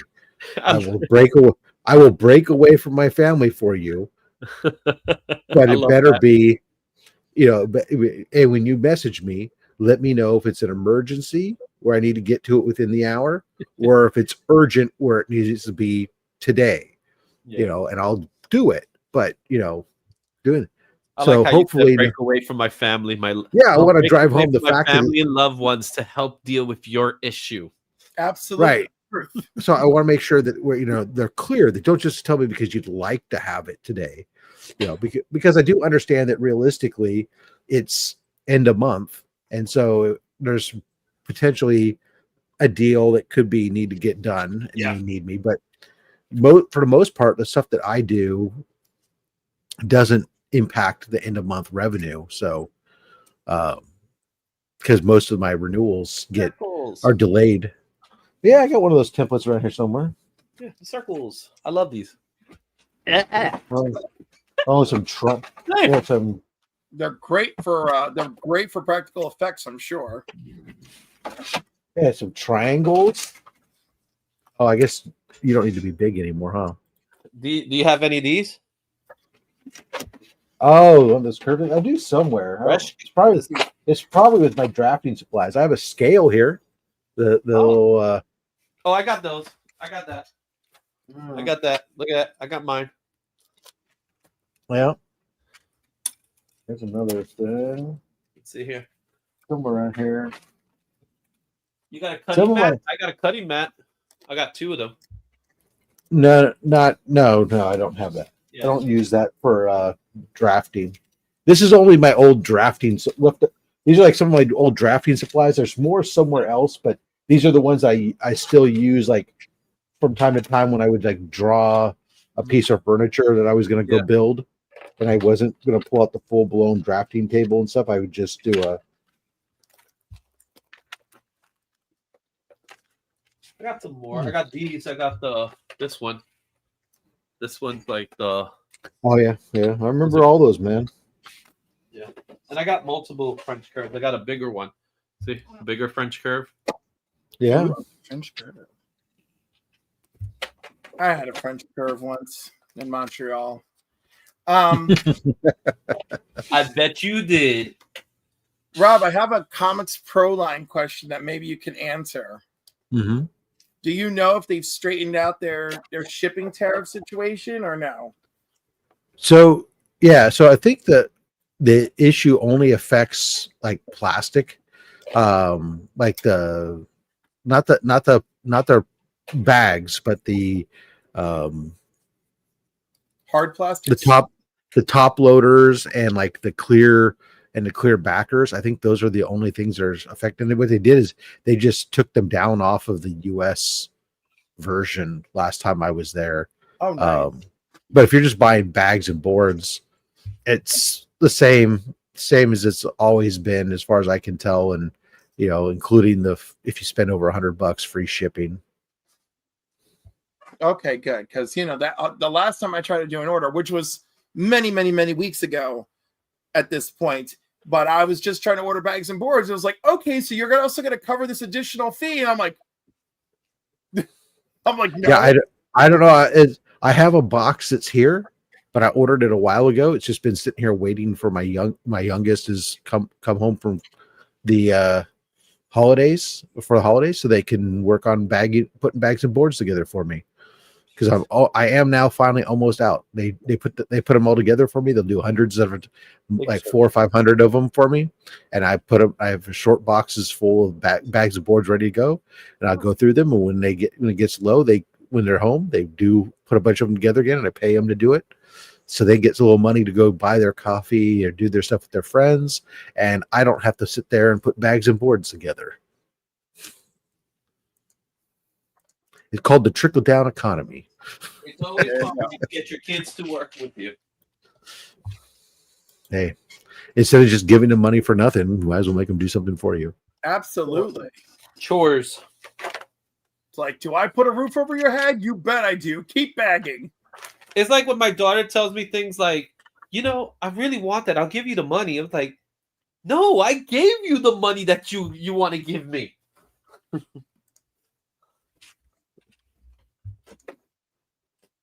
That's an interesting way of. So, Rob, I'm gonna actually send out the package for Australia. I'm gonna prepare. Good for you. Today. Excellent. Today, so finally we get to send that out. Well, I was gonna say I will send all my stuff out, and I'll be like, Rob, I need a reimbursement. I'm broke. I'm like, here's a list. Well, that's the thing is like I haven't sent Rob any lists, so. Figure I might as well do the whole thing and then just send it all in one shot. It'd be a lot easier. Mm-hmm. I printed out with my shipping invoices so far. Yeah. Let me tell you, I wish I had your strength and your diligence, Rob, because I'm constantly battling through pirate ship. You got to battle through it. It's easy. No, because it'll be like, oh, we're charging you an additional $6.39. I'm like, why? And I'm like, the box is measured, the box is delivered. Oh, they do that shit to me all the time. UPS, right? Yeah. Yeah, UPS does that shit all the time, and every single time you can do the dispute through pirate ship. Yes. And I do, and then every single time I've always won my dispute. They've always given me my money back. Yeah, but for me, not only do I have to battle the dispute, but then it takes forever for the money to come back, and I'm like, geez. Yeah, well, I mean, I keep a balance on my pirate ship, so it's not as impactful to my thing. But it's usually actually this go round was the first time I got the notification after this shipment to of all the internationals I sent out, and I got the notification from UPS, and I'm thinking, oh my god, okay, here we go again. Let's see what they did, because it's always usually something where they, our scanner said the box was this big, and every single time I go back to them, I tell them the box is printed with the dimensions right on it. This is the fucking dimensions. I can't make it bigger. It's like. And this go round actually said it was a list of like 8 packages in my batch that all had adjustments. Every single one of them, they were refunding me money because I had rounded up the weights on them all or whatever, and so that they had charged me too much based on the rate initially. So they were refunding me money, which I'll give them credit for. You know what? The U.S. mail would never do that. If I say it's a 5-pound package and I ship 2 pounds, that's on me. UPS with that stuff, if I say it's 5 pounds and I ship a 2-pound package, they refund me the difference, which is There you crazy. go, Cliff. Oh, there's So Lightning Lass. yeah. Those are all ones that you've done? Yeah. Nice. Wait, there's what's his name again? Wildfire. Yeah, Wildfire. Oh, I thought that was one of those French DJs. Chameleon Boy. Yeah. So he still hasn't claimed. He hasn't claimed them yet. What was that? Who commissioned all these Legionnaires from you? So it's a guy. He's up in Long Island, and what he does is that he just gives you a stack of books, and he just tells you this is who I want in this book, front and back. So, but look at the book he gives me. He gives me Batman, For and this is who Superboy on one side, but on the other side, oh yeah, I got to work on it. It's Mon-El. Nice. So I got to do the Mon-El. I didn't even notice I didn't finish the Mon-El. But he has. I've been trying to reach out to him. He's an older gentleman. Still has an answering machine. Love it. Right? So he'll do that. He gives me a Superman Unchained. He wants Lightning Lass, which I like the way this one came out. Yep. Right? So take a while, guess who's on the back. Lightning Lad or Lightning Lord? Lightning Lad. And I kind of kept it in the same style, kind of that stuff.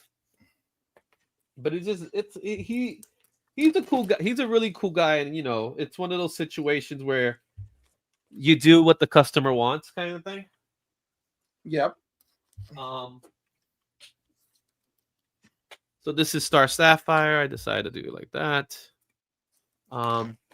Dude, throw in a splash of color on that. I beg. He doesn't want color. That's why they're not colored. Oh God. This one I like the way this one came out. Wait. First of all, Cosmic Boy looks great, but go back to Star Sapphire. Yeah. He doesn't want the color. Does she have earrings? Yeah, she got the earrings. Okay, all right, that's fine. Yeah, that's the identifier. Right, she needs an identifier, but that's okay. I'm not. Well, some people draw her kind of like almost alien-like in a way. When they Thank draw you, her. E-Man. Daft Punk. That's who I was thinking of. Daft Punk. It does look like Daft Punk. So there's that one. Let's see. This is Wildfire. He wanted this version of Wildfire because it's classic. Yeah. And this one came out nice. I like this one. Oh, Dawnstar. Yeah, they should be together. Right. I have fun with I did something with the hair. Their unconventional love affair. Oh, so that's why he had them together? Oh yeah. Because he's made of energy and they could never be together. And then he finally got a body and they tried to be together and it kept burning her, Everybody. Rock your body. Oh. Rock your body. Anyway, so then there's this one. Chameleon Boy. And Timberwolf, the original Wolverine. Yeah. And I made him look like the original Wolverine. Which makes him look like Timberwolf. Yeah. So as much as I don't like that Hulk 340 cover being homage to death, what I want, I will have it homage one day, and I think I'm gonna have Ryan Brown do it. But I want Wolverine with the claws, but in the reflection is Timberwolf coming at him. Why not make it Timberwolf be the Wolverine? Because Timberwolf doesn't have the reflective claws. Phantom Girl? Yeah. Who's on the front? Ultra Boy? No, in the front's gonna be Shrinking Violet, but he wants her in a certain way, which I'm still trying to figure out how to make that happen. Well, where she's doing the growing thing? Yeah, but it's a headshot. So why don't you just do microscopic her over here, and then I have to look at references to see it. You know what I mean? Yeah, so it's this whole stack. That's so great. So he's in Long Island. I went to Melville in Melville, Long Island, where he's located, but he never made it. He never made it to the show, so I still have the books, and I will ship it to him, but he wants to actually pick them up. Okay. So why waste shipping when it could be a simple car ride? I don't know. He's one of those guys. He's eccentric already, man. So, and he's a good dude, man. He's really a good dude. So I just got them all here in my Midtown Comics bag. I got his name right there, so I know it's his. So. Oh, Shrinking Violet. So books I plan on working on today. I plan on doing Godzilla, Turtles and Godzilla. Ooh. That should be fun. I got a King Spawn because everybody wants a Spawn. So that's going to be part of it. I'm an everybody, and I don't. I know what you like. But I'm part of everybody. So how can you say something like everybody wants this if I'm part of everybody and I don't want it? You're the anomaly. Then not everybody wants it. I got one. Yeah. Matter of fact, that was in this week's Only My Slabs. Oh, really? Yeah. Cool. I didn't catch it. This week was a busy week. Yesterday was a busy day for some folks. Mm-hmm. Agreed.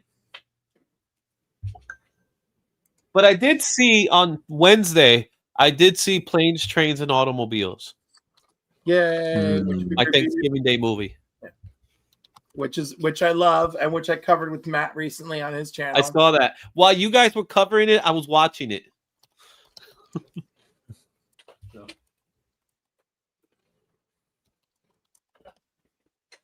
I did this one. This is a nice one that this one's going out. You saw this one, I take it. This one's going out to Still Only 35. Dave is getting that one. This may go to to Omnibo. We'll see if it makes it to him. Jesus. Is that the one that I hear Mad Spidey saying he's waiting for you to send him a package as he's supposed to then meet up with Bo to there's also this one in the package. This is actually for Spidey. Mm-hmm. This is a signed Jim Lee. The hostage situation. Yeah, the hostage situation. I was debating sending it all to Bo and just having him they do a trade-off. Yeah. So Izzy, I did DM you a couple of Shrinking Violet shots. Oh, cool. Something but I know what she looks like. It's not that. It's I know, but to give you some imagination for her growing and shrinking.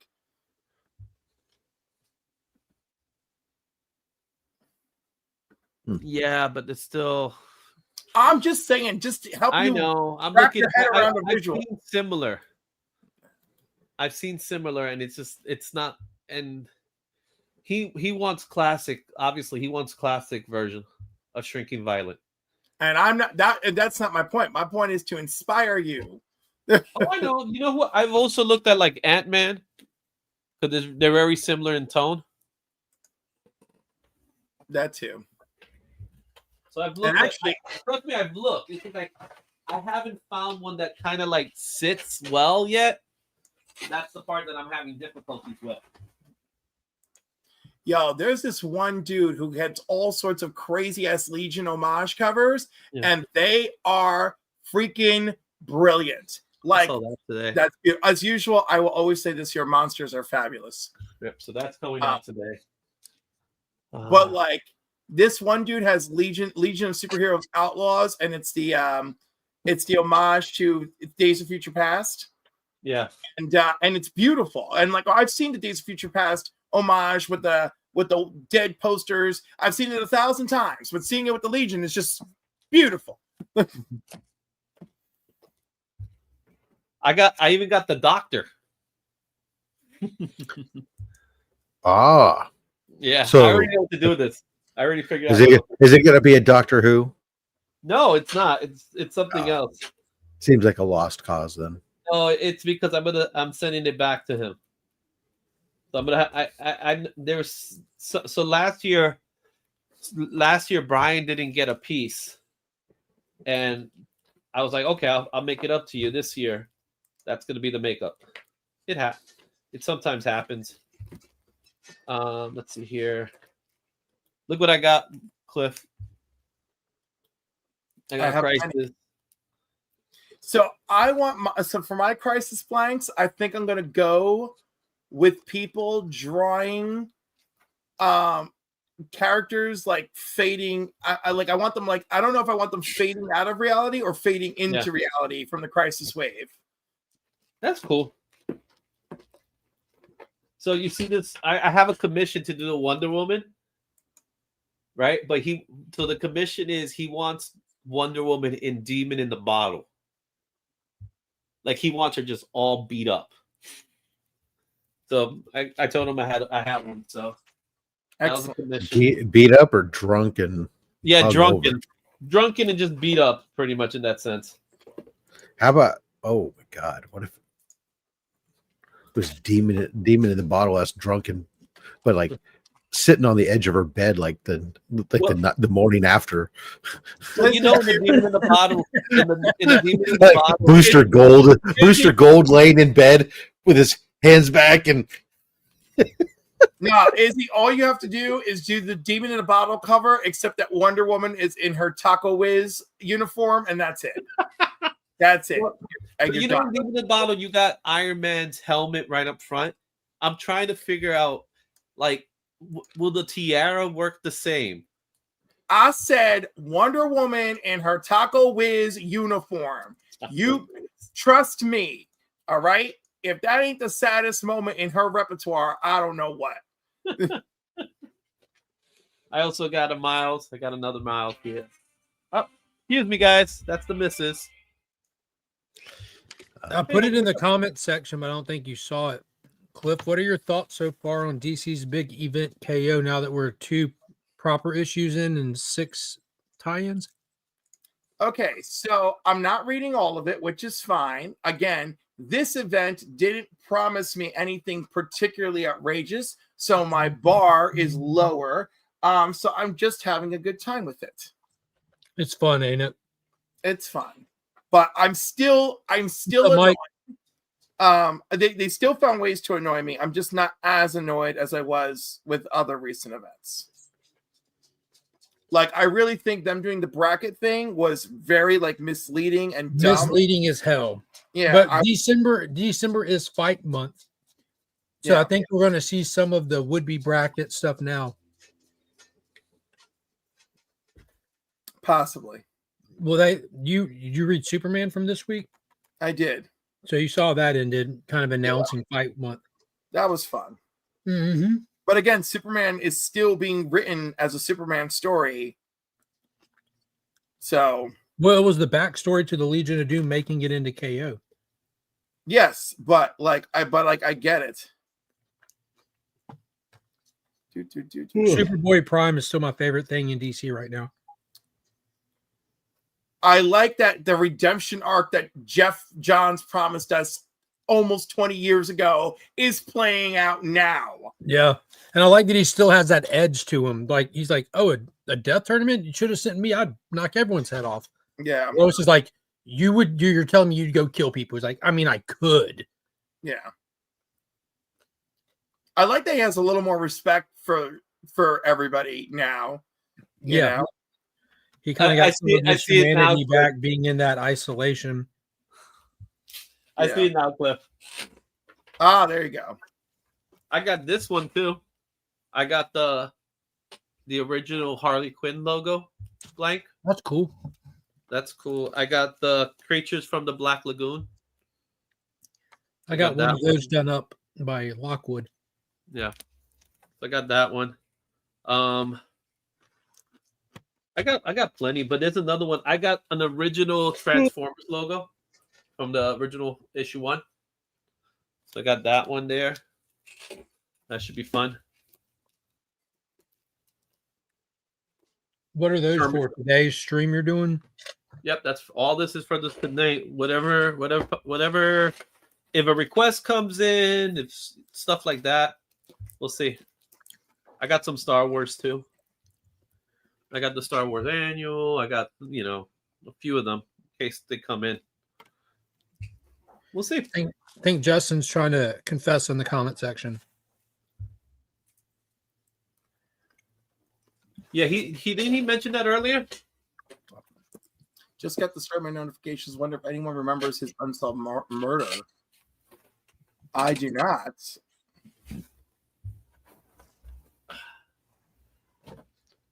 San Diego Comic Book Publishers 1992 murder. Whew.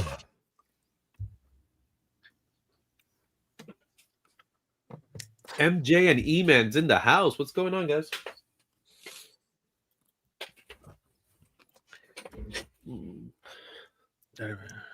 I tell you, I'm hitting that wall. Izzy, are you reading KO? Rob, I know you're not. I read issue 1, but I didn't read issue 2 yet. I have it though. I will be reading it sometime today. Are y'all enjoying Mark Waid back on Flash? Always. Always. I think Mark Waid on Flash is fantastic. Even if I haven't even read anything. It's just the assumption. It comes with the territory. It's Mark Waid. He's one of the best Flash writers of all time. He's so good with Bart in these 2 issues. Yeah, exactly. And I know Bart's back, and I know he's using Wally. So that by itself is like 90s goodness all over again. Clearly one of the best runs, man. The only thing I miss out is seeing Ringo's art. Yeah. Look at MJ's comic. I love Stranger Things. My daughter met Noah Schnaps last week. Oh, cool. That's amazing. That is so cool. And I everyone I know who's ever met him is just like, oh my God, he's just so wonderful. He's just so happy to meet everybody. And I'm like, oh. He is one of the standouts of that show from the beginning. Well, that's what I was saying. I didn't feel like it always worked. Like I felt like it. I feel like season 1 and 2 worked really well for him. Season 1, he wasn't even in it. He was just he's not really. He's not really in it, but like, you're right. But we do flash back to him a lot. Like he's like, in other words, the mystique of him works really well. Season 2, what happens to him is solid, and then 3 and 4, I feel like we, like he's there and we work on him, but season 4 was difficult because they're all growing, right? So he loses that child actor persona for me, and he's not really grown into being an adult actor. And he's not. It's almost like he's at a weird time in his life. Like he's not a convincing actor in season 4. He's terrible. No, but season 5 is at the awkward stage. You mean? Yeah, no. But it works for his. It works for his character. You're right, but no. I mean, like no. I mean, like he doesn't deliver lines well. He looks like he's nervous standing there when other people are talking. Like as an actor, his performance seems very obviously difficult for him. And some of these people have grown into be great performers. You got some really, really strong performers, and it makes the weaker ones kind of stand out. That is not the case with season 5. No, not the case. 5. Yo, I feel like him and his homegirl were like hanging out. Yeah, he's owning season 5, dude. Yeah, he's So absolutely Mark, owning season 5. You would, I think you would know this. When did was Sean Levy always part of Stranger Things? I don't know. As a director. The Deadpool director? No, not Duffner. Sean Levy. Because I don't know when he got involved with the show. Was he always in the show? He's always been executive producer of the show. Okay. Because I don't know. He's always overshadowed by the Duffer Brothers. Yes, but now he's because of Deadpool and all the other stuff he's working on. Yeah.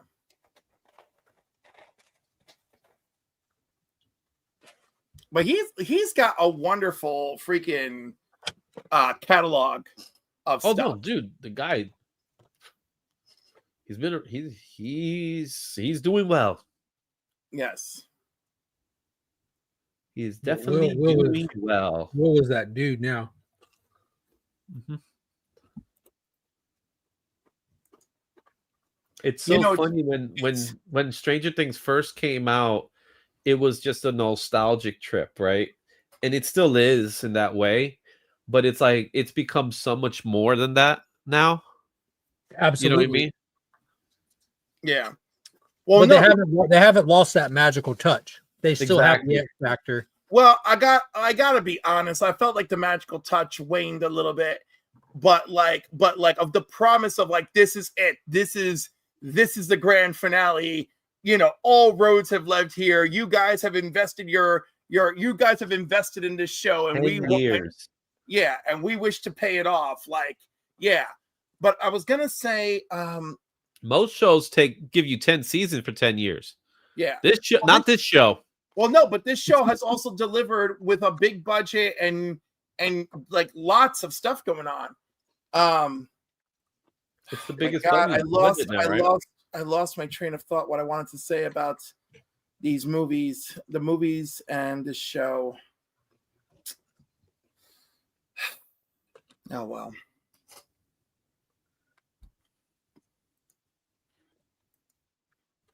I enjoyed this season very much. Only the 4 episodes.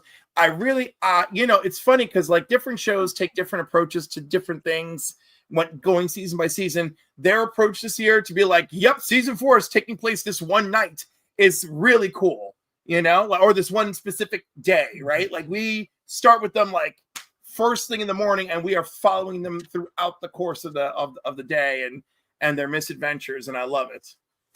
Oh, Sean Levy produced Arrival. You know that. Yes.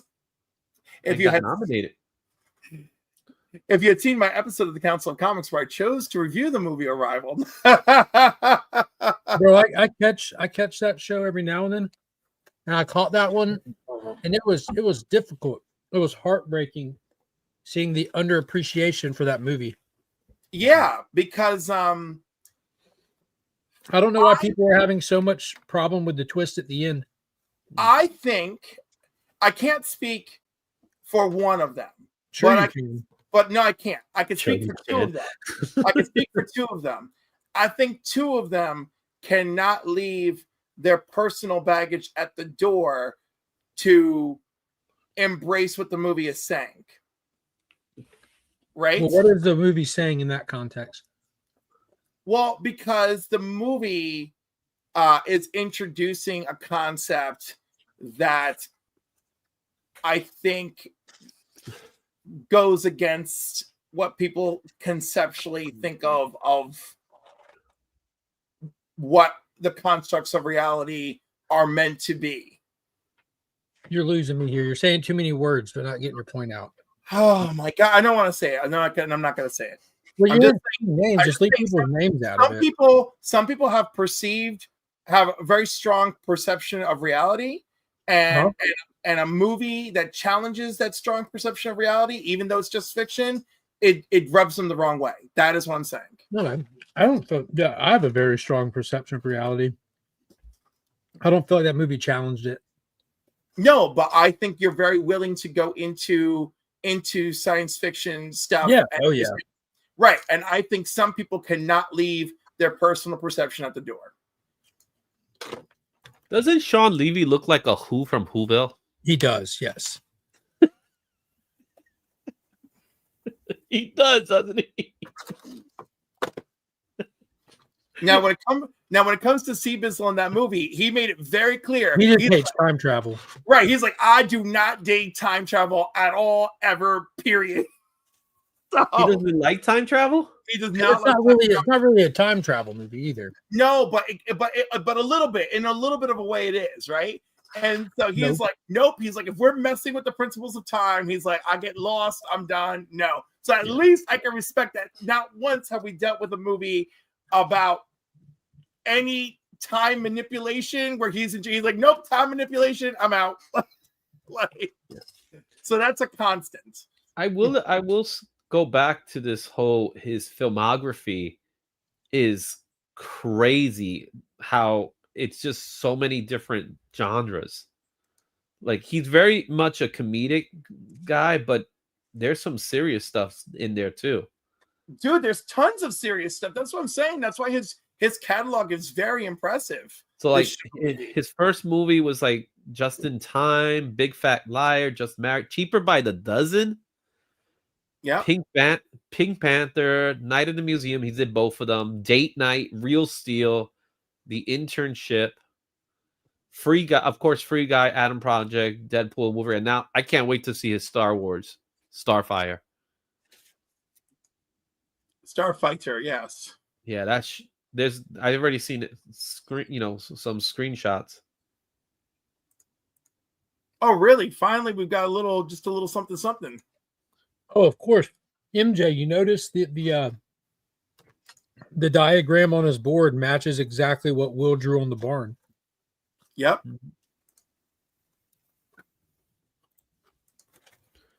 All right. I love that they really did a masterful job of staying consistent with things that they've dropped since season 1 and are always able to go back to them and connect. I think the Duffer Brothers, I am under the impression their approach has been, we have our plot from day 1, right? And then we'll address it freely, right? So like everything else is like, yeah, let's like have a good time with it. But the plot is the plot. So all the plot points remain the same, but how we get there can change it up because we like, playing with the actors, etc. Yeah, well, that's fair. They had a beginning and they had a beginning and an ending, and now they're just playing around it, right? Yeah, well, I think they always had their end point. Exactly. They've always had that. They've always had it from day 1. Yes, which is very important in my opinion.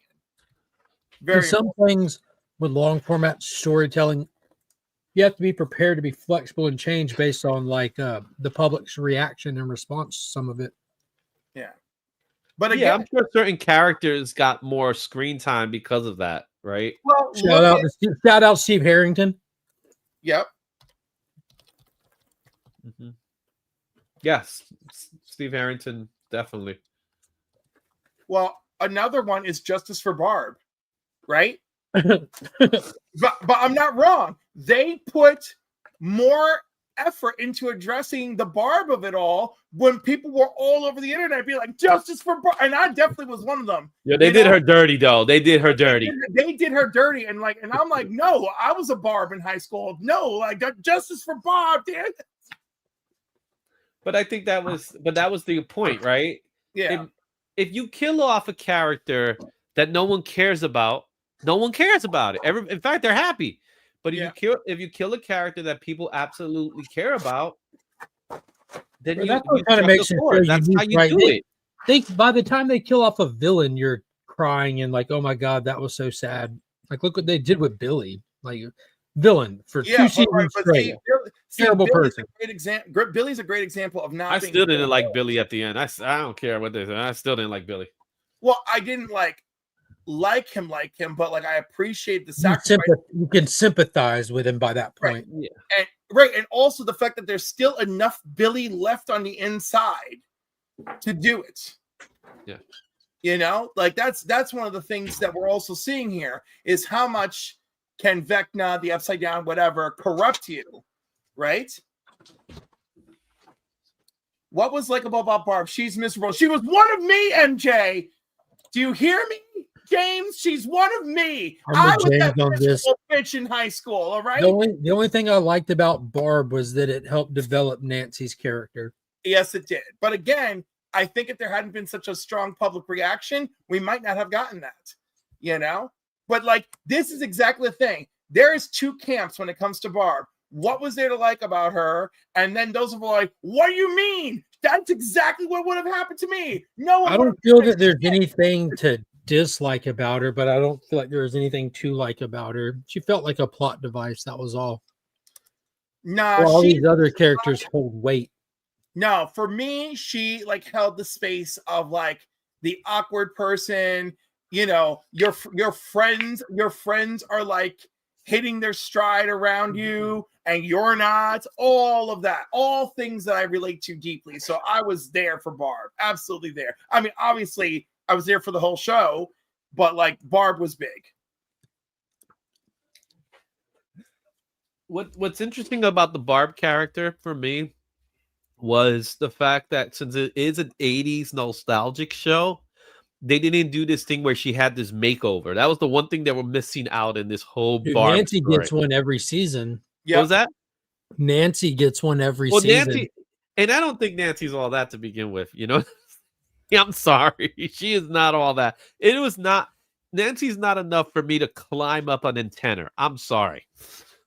If you know what I'm talking about. Have you seen what that town has to offer? It ain't much. Yeah, now the problem with the town, you know, the problem with the town, they don't have much to offer anyway. Yeah, there you go, Miss Welcome Down Wheeler. Yeah. Yo, Mrs. Wheeler has always been a hottie, but What dude, was that, season 3 at the pool? Yeah, dude, season three, they gave her a real personality, and I was happy to see that. Yeah, they gave her a story arc in season 3 with her like questioning her marriage and why she got married, and that tied into what Nancy described in season 1 when her and Jonathan first went shooting. How her dad was way older, and mom saw stability and wanted to start a family. And absolutely. Also, I'm proud of the Duffer Brothers writing. I'm proud that both parents wanted to protect their family. Right? Yeah. Like Mr. Wheeler, neither one of them backed down. Neither one of them backed down. And now, they got put down, but they didn't back down. Right. But I was actually moved because like that's a supernaturally terrifying situation, and neither one of them backed down. And I was like so happy. And again, I get so emotional with this shit, but it only made Mike's thing in the hospital with like, we should have told him, like, what the hell is wrong with us? It only made it that much better, you know, because they thought these people weren't going to be able to handle it, right? And they proved that they could have handled it. And anyhow, it got me. It just really got me. I was very happy, very happy. It was really good. Yeah.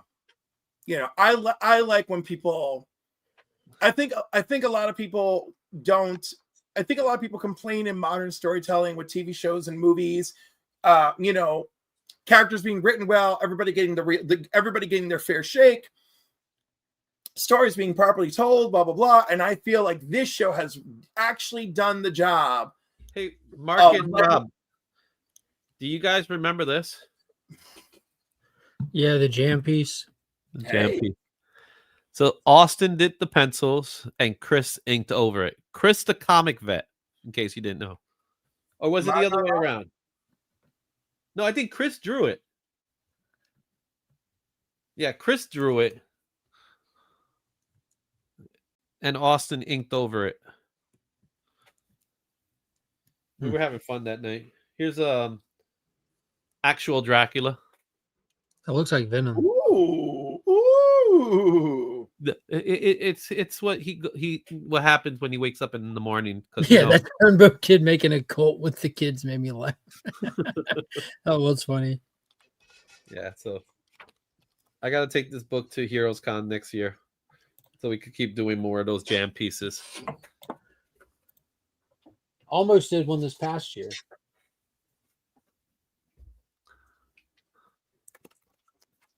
Yep. Which book is that again from? Is that from Invasion? Issue 1, Justice League. Oh, so they took the Invasion? Because that's from Invasion. Yeah, this is from Invasion, and he got the art to put on a reprint of Justice League 1. Yeah. I remember the Batman one. You have the Batman one, right? Yeah, it's right. I wonder what McFarlane charges if you try to walk up to him with that book. He doesn't, he'll sign it. He's not that kind of guy. He'll sign it. No, I know, but I don't know. He's been weird. Like my friend went to him with a book he liked and a book he didn't like. The book he didn't like, he put T. McFarlane. The book he liked, he was like, oh, you brought this. And my friend was able to serve it up real good. And then he gave him the full Todd on it. That's nice. Yep. Look at that. That would be like stellar for a remark on top, of course. Yeah, or a remark. That's what I said. Remark. Yeah, I agreed.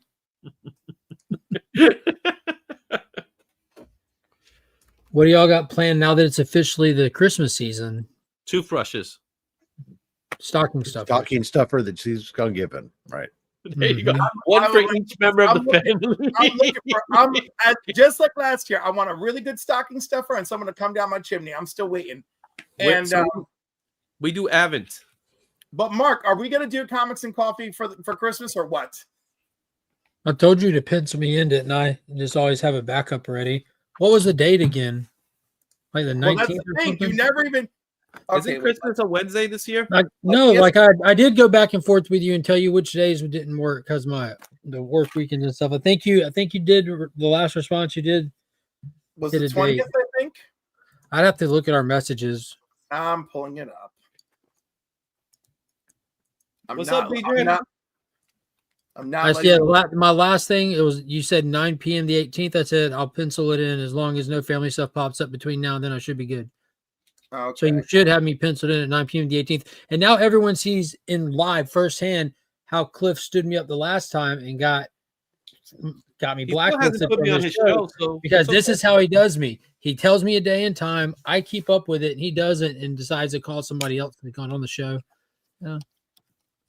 He still hasn't booked me for a show, so it's okay, Mark. People see us together all the time. Get over yourself. Oh, please. Don't even go there. Don't even go there.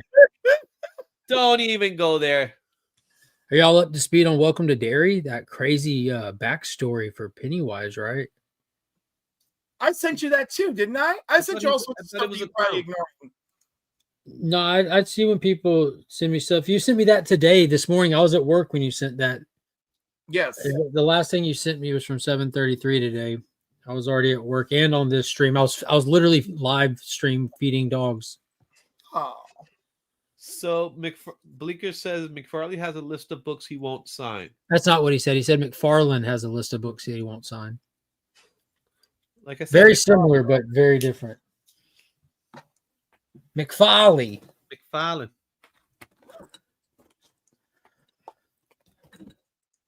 I'm going to go see the Nutcracker tonight. Oh yeah. Oh, tell me how my brother's doing. We go every year to see the Nutcracker, and we got some like my best friend, him and his husband. This is the first year where they're adopted kids, and his husband's parents are in town, so we're all going in a big group. Which I enjoy going. Monkey loves it and stuff. But the worst part is the seats are terrible because it's like a historical theater, you know. Yeah. So like back then, like people like couldn't get a hold of food unless you hunted it, I guess. So everyone was thinner. And then right after the invention of like good food logistics, you had like I don't know, Great Depression or something. People really weren't gaining weight on water soup. So the theater's made for a different time. It's well kept, but the seating's still really tight. Like I can't sit with my knees forward. I have to kind of slightly turn to the side. Guess everyone was shorter back then too.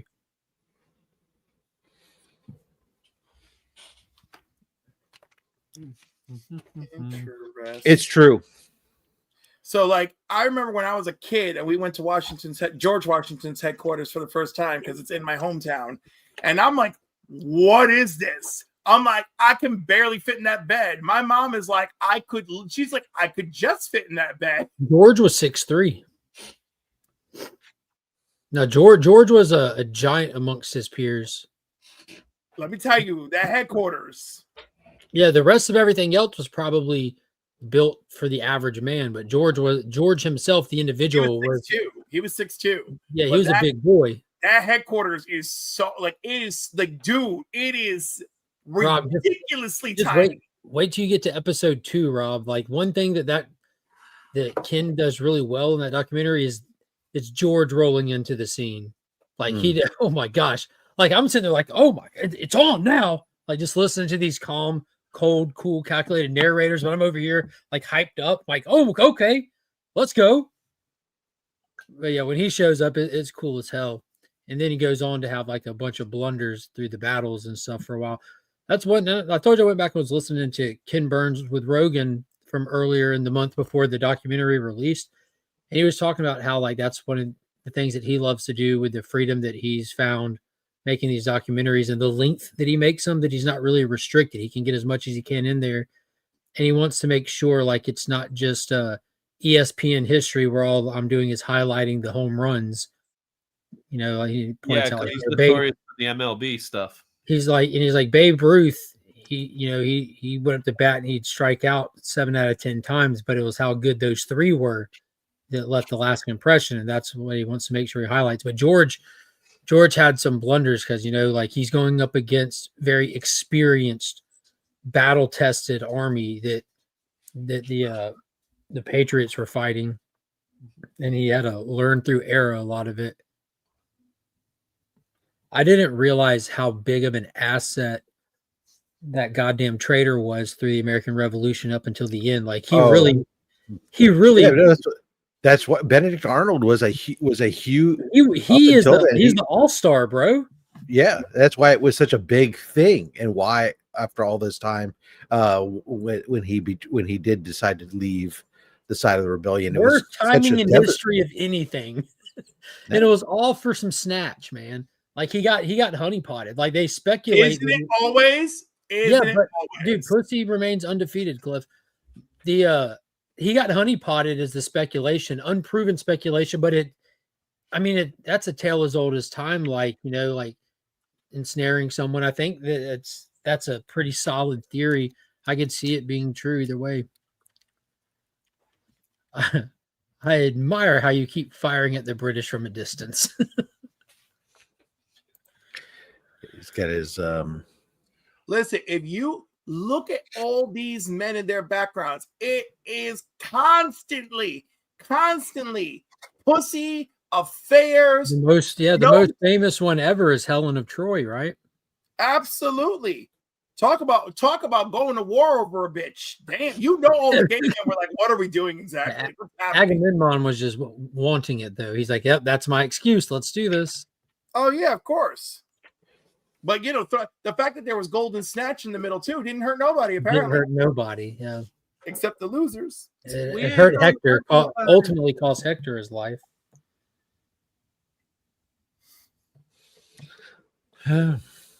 Odysseus had to spend some time getting home. Took him a bit. It took a long way. He ran into some traffic on the way home, and fell into some sirens. I'm looking forward to that Odyssey movie. I hope it's good.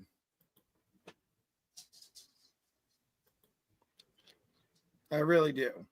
I feel like the Iliad and the Odyssey, you know, I don't feel like you need to put your own spin on it, but I feel like people are constantly tempted to. I feel like doing that movie in a 2-hour movie on a 10-year war and a 10-year journey seems to be a bit of a honestly, HBO Max should have been like, let's make this a series. Let's make it, you know. HBO Max is going to be sold. Let's see what happens first. No, I know. I'm just saying, like, they should have done that a long time ago. They wanted something. They needed something hot and interesting and new and different to lure people into watching. That could have been it. But still, the Game of Thrones has been doing well, and the fact that they chose a team who's like, yo, we're going to give you Game of Thrones as we swear we're never going to betray the audience. Like, we promise. Well, I'm hearing good stuff about that news show, that new Game of Thrones show. Again, same people who said, we swear to God, we're not going to betray the audience. Yeah, that's got announced that they're going to be doing it in 2 parts or 2 short seasons.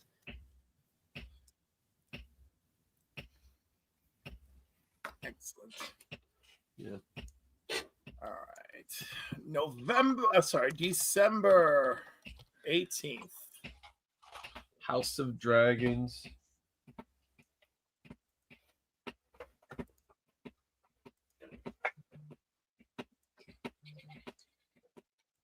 Yes, it's not bad. I'm digging it, but it's not on the same level as the OG. Yeah, House of Dragons is really good. It's one of those things that you definitely keep watching, man. Season 2 is super good. Super duper.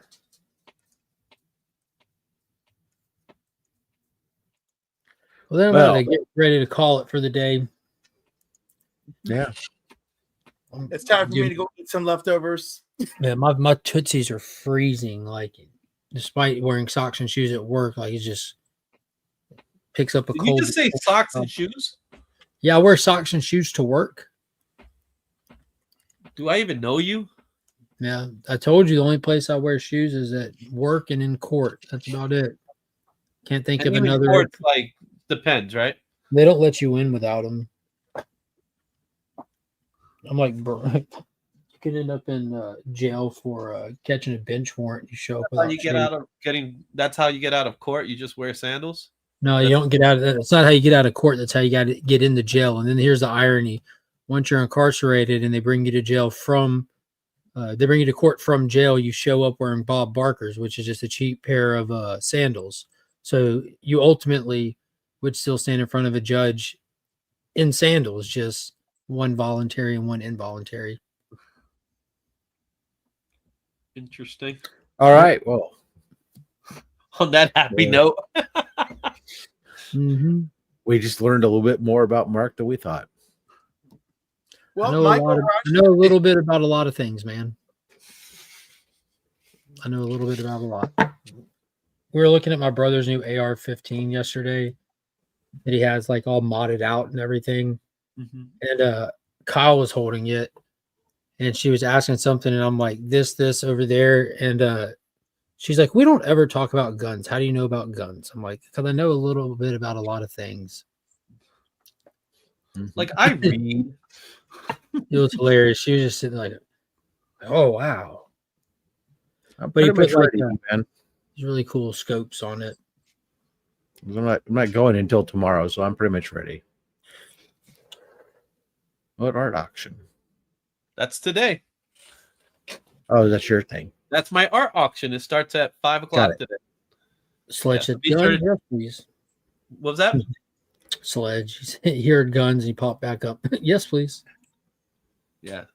So it's happening today, 5 o'clock Eastern. We'll be on till we drop.